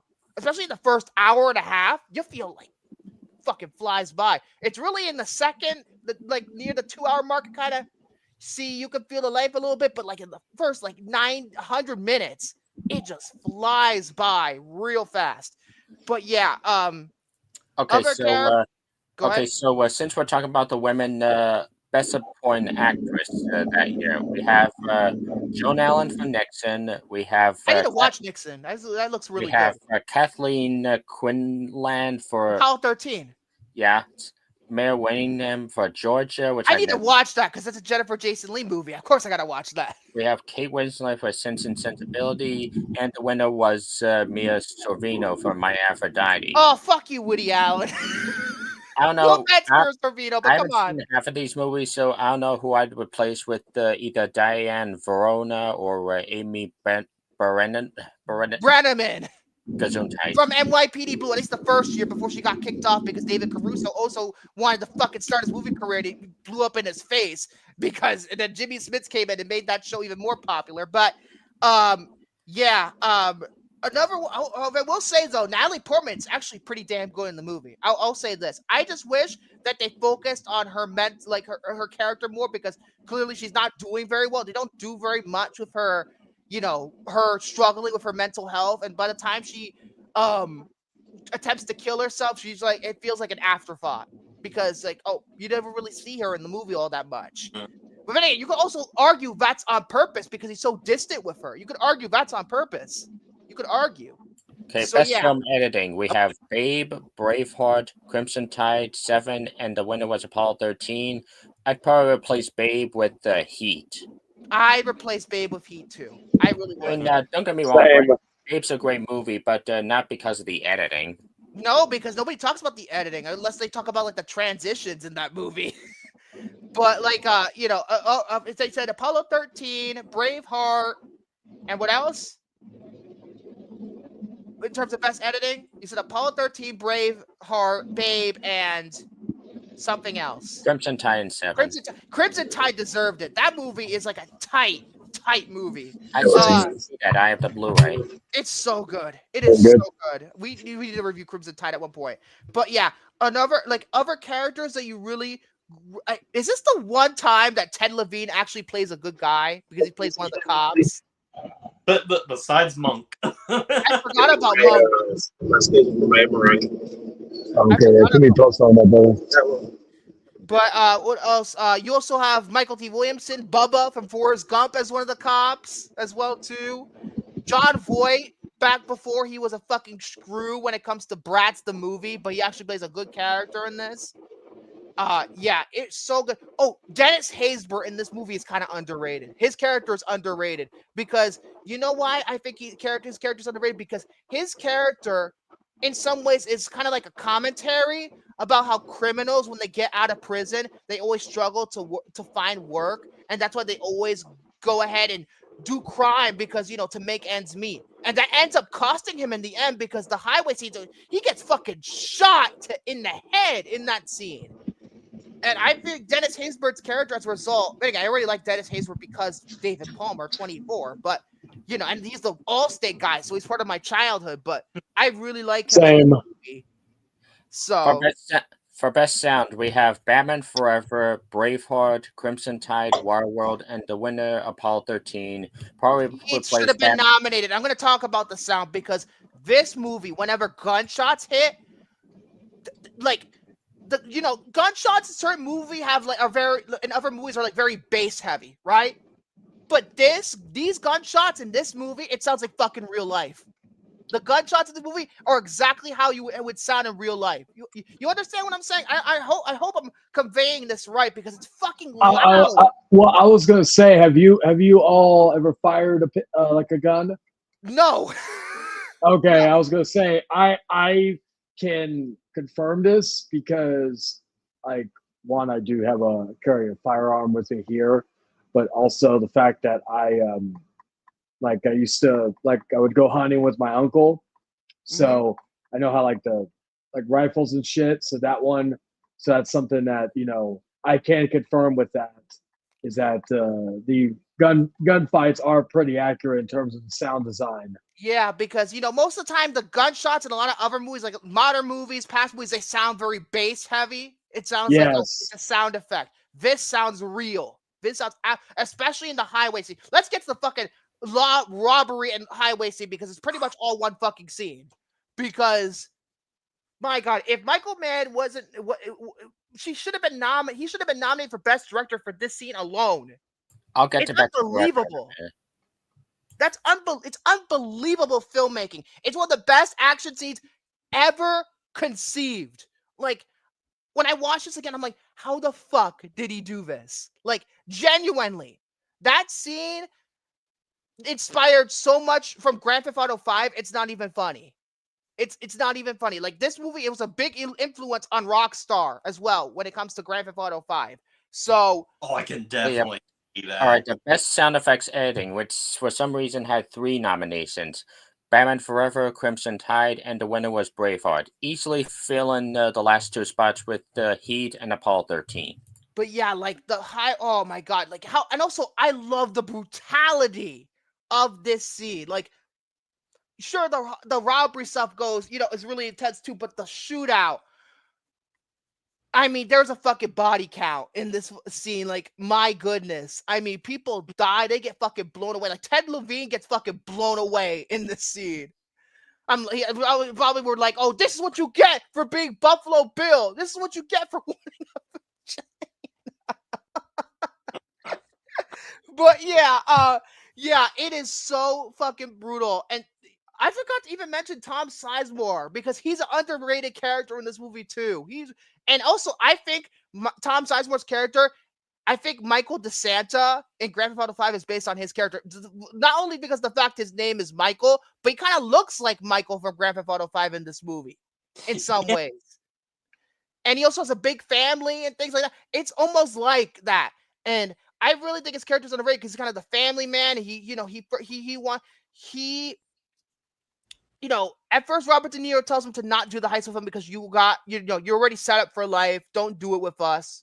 But then he's like, I'm going to ride with you anyway. Because I feel like a lot of this movie is about people with violent urges that they can't suppress. That they can't. Look at the scene towards the end of the movie when Macaulay and Edie are going to go off on the airport. And they're going to go, fly away. It's going to be a happy ending. But then he has that violent urge to kill Rangro. That violent urge. Because he cannot suppress that violent self of his. It also ultimately that decision bites him in the ass at the end of the movie. For best cinematography, the nominees were Batman Forever, Little Princess, Sensibility. Batman Forever was nominated for a lot of Oscars. God damn. Shanghai Triad, which I never even heard of, and the winner was I've heard of that. Probably replace the Shanghai movie with the Heat, since I've never even heard of that movie. It's a Zhang Yimou movie. Zhang Yimou directed Hero, The Great Wall, which is a guilty pleasure of mine. Oh, that movie. Oh, is that the one with Matt Damon? Yes, it is the one with Matt Damon. Still, I'll probably replace it with either Heat or Seven. Oh, yeah, but the cinematography in this fucking highway shootout is just unbelievable. Like, and then the scene where Tom Sizemore picks up the little girl and he uses her as a fucking shield so he won't get shot. And then I think it's Al Pacino who shoots him in the fucking head. Oh, it's so good. And the little girl was the chick who was the little girl who played Rachel, Dr. Green's daughter on ER. So I'm watching ER at the moment. I'm like, oh, that's Rachel. That's Green's daughter. So yeah, that was funny because I'm watching ER at the moment. But yeah, it's just that scene is just that's the best scene in the whole movie, and that's saying a lot because the restaurant scene is incredible. But that's my favorite scene, the highway shootout. I don't know if anybody else feels differently, but that they are just, you know, so many. Those are like two very, very different scenes, and they're great for complete opposite reasons. But yeah, I see. I like the diner scene more, but the whole chase shootout is just so well done, and yet again, Nolan. Yeah, fucking Nolan. Except for all the blood. The Dark Knight doesn't have very much blood. This has just bloody all over the place. But yeah. Okay, for best original dramatic score, because for some reason this was the. I don't think this movie would have been qualified because Elliot Goldenfall's score is barely featured in this movie. A lot of the movie is existing sound like cues from like other movies. Like there's a lot of cues. The Mopey song I mentioned, a lot of Lisa Gerrard stuff, and a lot of other film scores too. So I don't know if it would qualify. All right, then adapted screenplay. Then we have Apollo 13, Babe, Leaving Las Vegas, Il Pastino, and The Winner with Sense and Sensibility. I'd probably replace the Il Pastino thing with Heat. And you know what's funny? I should probably mention LA Takedown because it's very much the made for TV because it came out I think in '89 on TV, and that is literally just Heat, but done in like 90 minutes. Yeah, it aired in 1989. Apparently, it uses almost a lot of the dialogue. That's what I've heard too. From LA, a lot of it, not all of it, because a lot of it was made up for this movie. I bet you She's Got a Great Ass was specifically written for this movie, but a lot of it is what was carried over.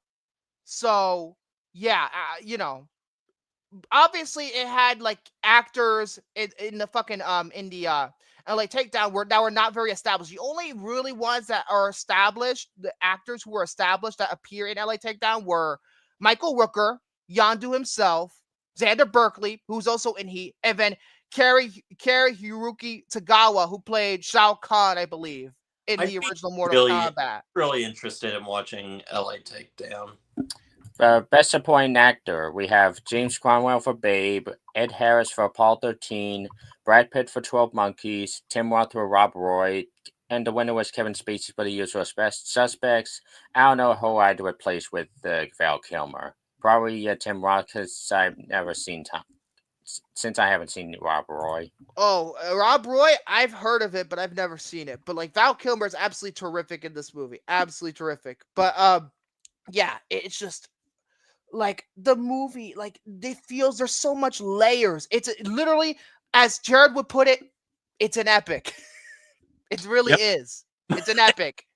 It to me, it is like, I mean, unless you count like the Godfather movies, it in like as a crime epic, I think this is like the ultimate crime epic. Yeah, it really is. It really fucking is. Like it feels grand scale, and there's so much intricacies involved in it. Like the police investigation work is so well done, and right when they get the heat because that one fucking police officer has banging in the back of the truck. When they hear that, they're like, "Uh-oh!" Like that's when the movie really kicks off. Like it is so fucking good. Like the dialogue in this movie is so good, and other parts that I can mention. This is a very impactful scene was when Ashley Judd decides to let Val Kilmer go. go away, even though the cops will probably arrest him in a couple of days because, of course, they're always going to fucking track him down. And she sacrifices the future of him and her child, and all their future, sacrificed it so he can live out in peace even if it's just for a few days. I think it's very kind of almost emotionally satisfying in certain ways. I do feel that way. That's even with Ashley Judd not having much to do in the movie, but go ahead. Go on. Finish your point. No, I already finished my point. Okay, yeah, best lead actor. Now, Nicolas Cage won for Leaving Las Vegas, and he probably deserved it. Watching that movie is so good. The other nominees were Richard Dreyfuss for Mr. Holland's Opus. Oh, Mr. Holland's Opus, that's Oscar bait. That's what I heard. Maybe it's a good movie. I never saw it. Anthony Hopkins for Nixon. Sean Penn for Dead Man Walking, and Massimo Tracy for Il Pastino. Probably replace him and Richard Dreyfuss with Al Pacino or Robert De Niro in this movie. Yeah, I mean, maybe filling Mel Gibson, but then again, he won for directing. So I don't know why they didn't nominate him for actor. That is strange. Surprising. Because he's the best performance in Braveheart, other than maybe Angus McFadden. So it's weird. It's a little weird. A little strange. Probably because they thought he was going to get too much Oscars. That's probably why. Like, it's like the same thing with Kevin. Wasn't Kevin Costner nominated for Best Actor for Dance with Wolves or no? Yeah. He was not. I'm just like, dude, what the fuck? But yeah, other things I want to mention. Let's see. Other things. Oh, we haven't talked about the Rangro. Or no, we haven't talked about William Fichtner's character because he's a real piece of shit. The fucking stockbroker guy, Van Zant. Oh my god, he's a real piece of shit. And then Rangro joining his side. Oh, that scene where Neil takes down Van Sant, brutal. But then when he goes after Rangro, that shit is crazy, absolutely crazy. But then the last scene, which is pretty much just a cat and chase between Neil. Cat and mouse chase, you mean? Yeah, cat and mouse chase when they're in the middle of the fucking airport railway, the railway or the fucking airport, and it just fucking waiting to fucking kill somebody, and it's just tense. The whole thing is tense. That whole scene is brilliant. There's even though the writing is terrific in that movie, it also shows that Michael Mann could do wonders with no dialogue. Because they don't talk, they don't shout at each other during that scene. So it's just. What'd you say? Finish your point, and then I'll. It almost feels like a Western, in some ways. That scene.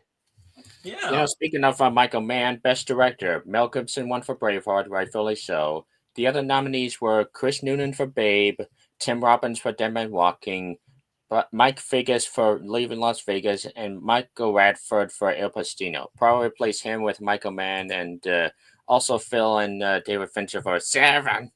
I feel like Mel Gibson did deserve it too in some ways, because that movie was done in such a way that felt like you feel like nobody thought that Mel Gibson would be able to do that kind of movie, especially for his directorial debut. Actually, it wasn't his directorial debut. He made a movie before. Oh, fuck, he did? Shit, I thought it was his directorial debut. Damn it. He did Man Without a Face. I'm a fucking idiot. Or, something on that scale. Yeah, something on that scale. Man Without a Face is a very, it's a drama, like an intimate, character drama. But Michael Mann should have been nominated for this. It's kind of, and then also say what you will about the guy, but John Lasseter for Toy Story. Say what you will about the guy, but he created animation history. Again, say what you will about the guy. But what did he do? At least he won a allegations. Let's put it that way. He got me too'd. Were the allegations proven? I believe they were, actually. Okay, because I always say at least John Lasseter got a special Oscar. But yeah, whenever I hear allegations, I always need to make I believe sure they were proven because he took a sabbatical. He quit Pixar because of that, so they were proven. Well, just because take a sabbatical, maybe it's just because it's a bad look for the company and they're doing it just kind of wait and see. But again, it just all depends I always with Hollywood nowadays and with everything that happened with certain females, I kind of always try to take allegations with a grain of salt because I never, it Well, that was always one of the kind of. ones that was proven. That was early Me Too when it was actually proven. Oh, okay. Early Me Too. He was like the second person, like the third person after Kevin Spacey and Harvey Weinstein. He was like the third person. So Okay. it was very early Me Too. He didn't get like Me Too like late. That I understand when later on, but like in terms of now, yeah.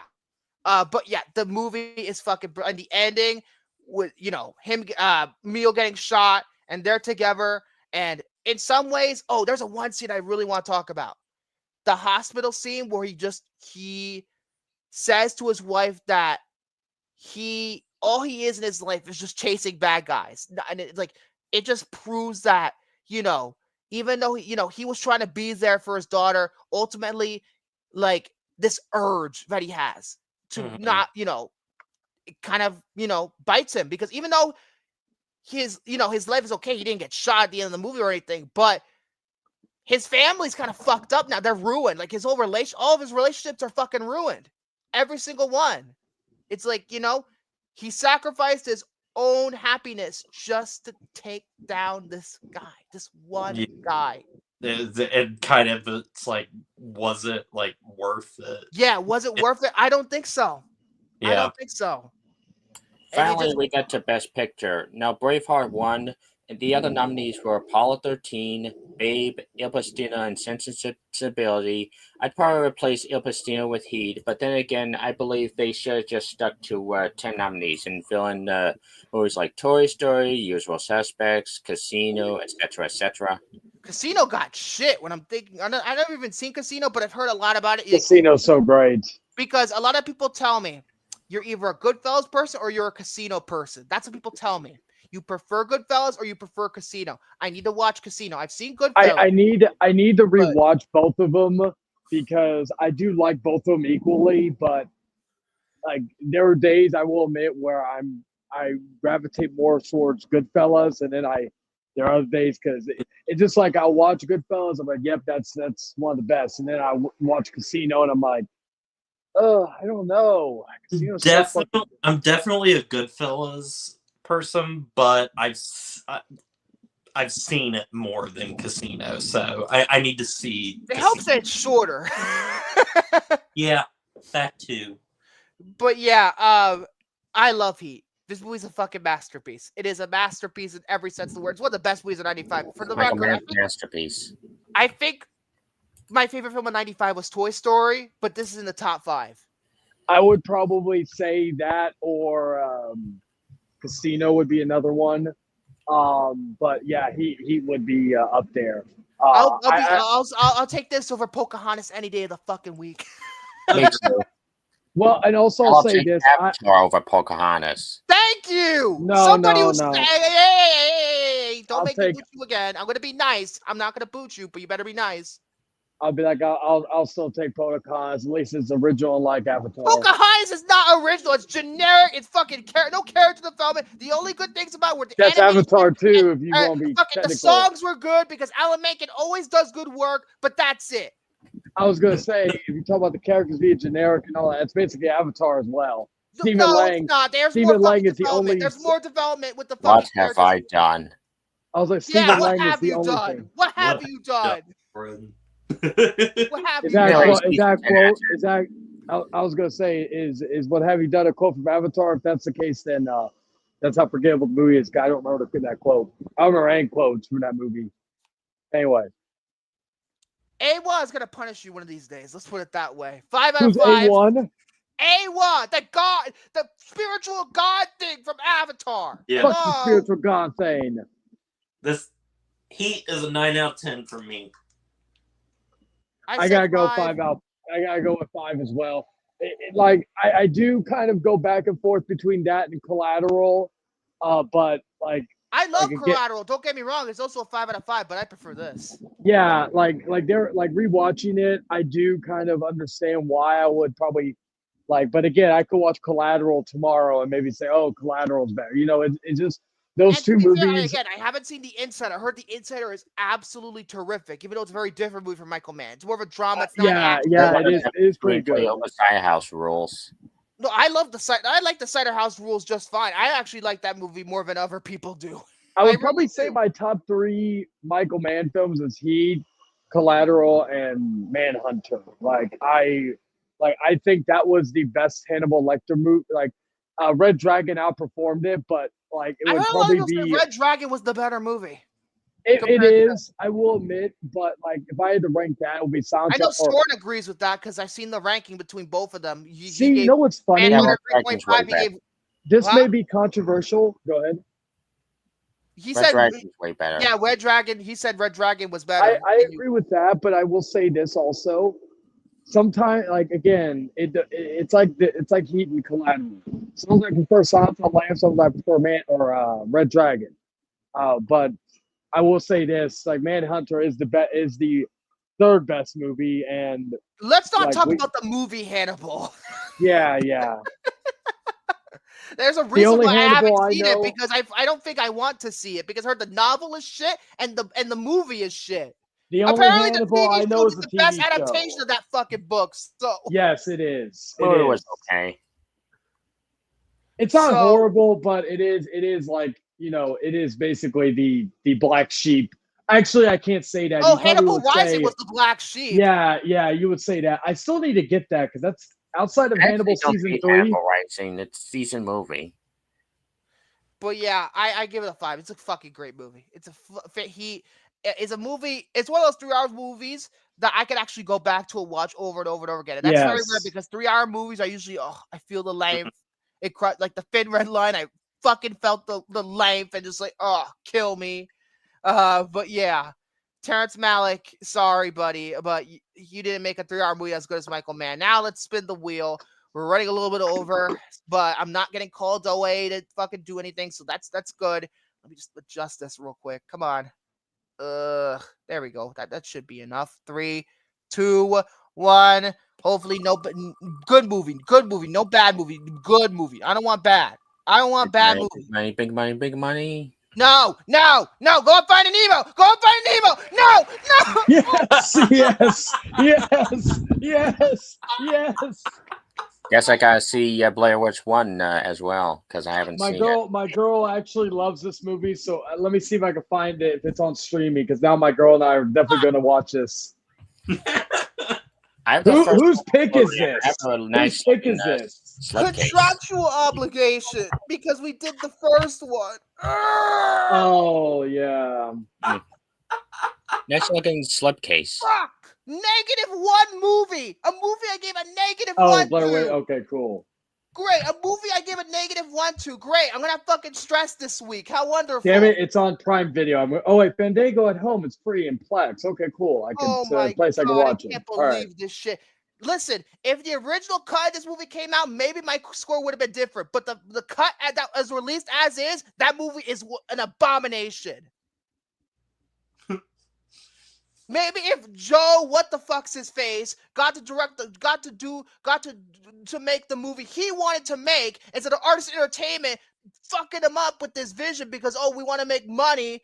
If he did that, maybe I would have been a little bit nicer to this movie. But no, I'm not gonna be nice next week. Wonderful. You want me to see me angry? Well, I'm gonna give you angry.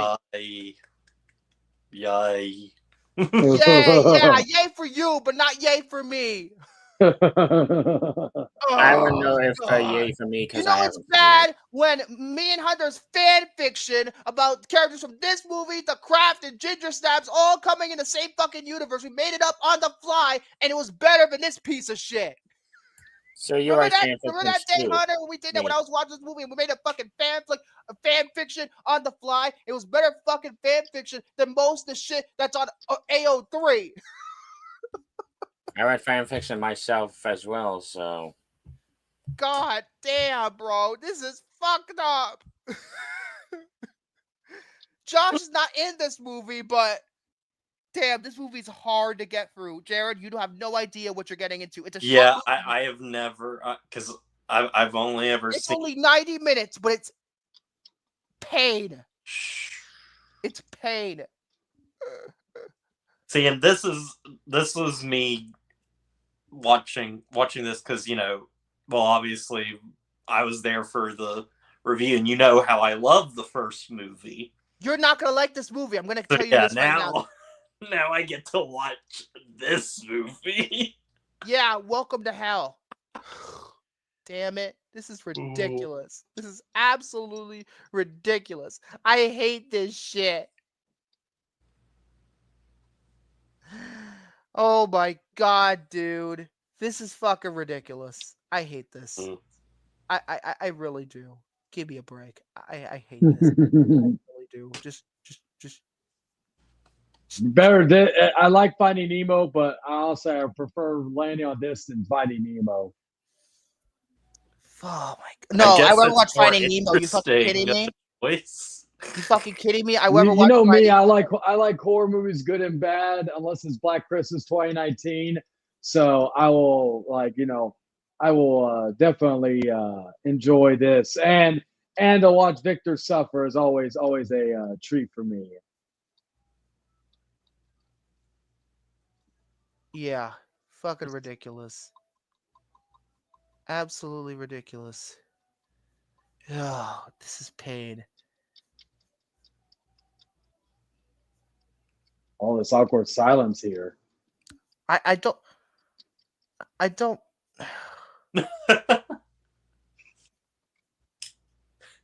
How do you end silence in the movie silence?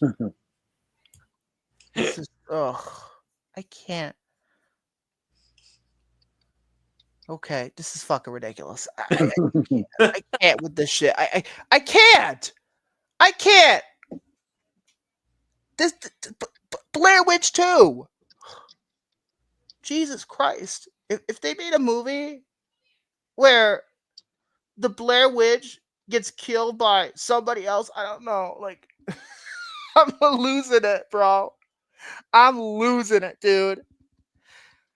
And to think that movie, even though the entire trilogy is a -1, I fucking hate that franchise. But the second one is actually the best one. But that's not saying much because it's still a fucking train wreck. I'm done here. I'm done. I'm so fucking. Oh my god, this is absolutely ridiculous.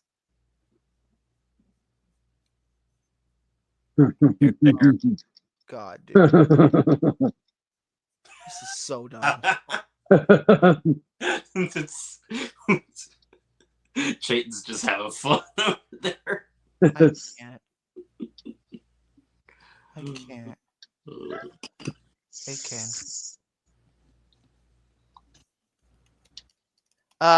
Hunter, I'm DMing you real quickly. Hold on.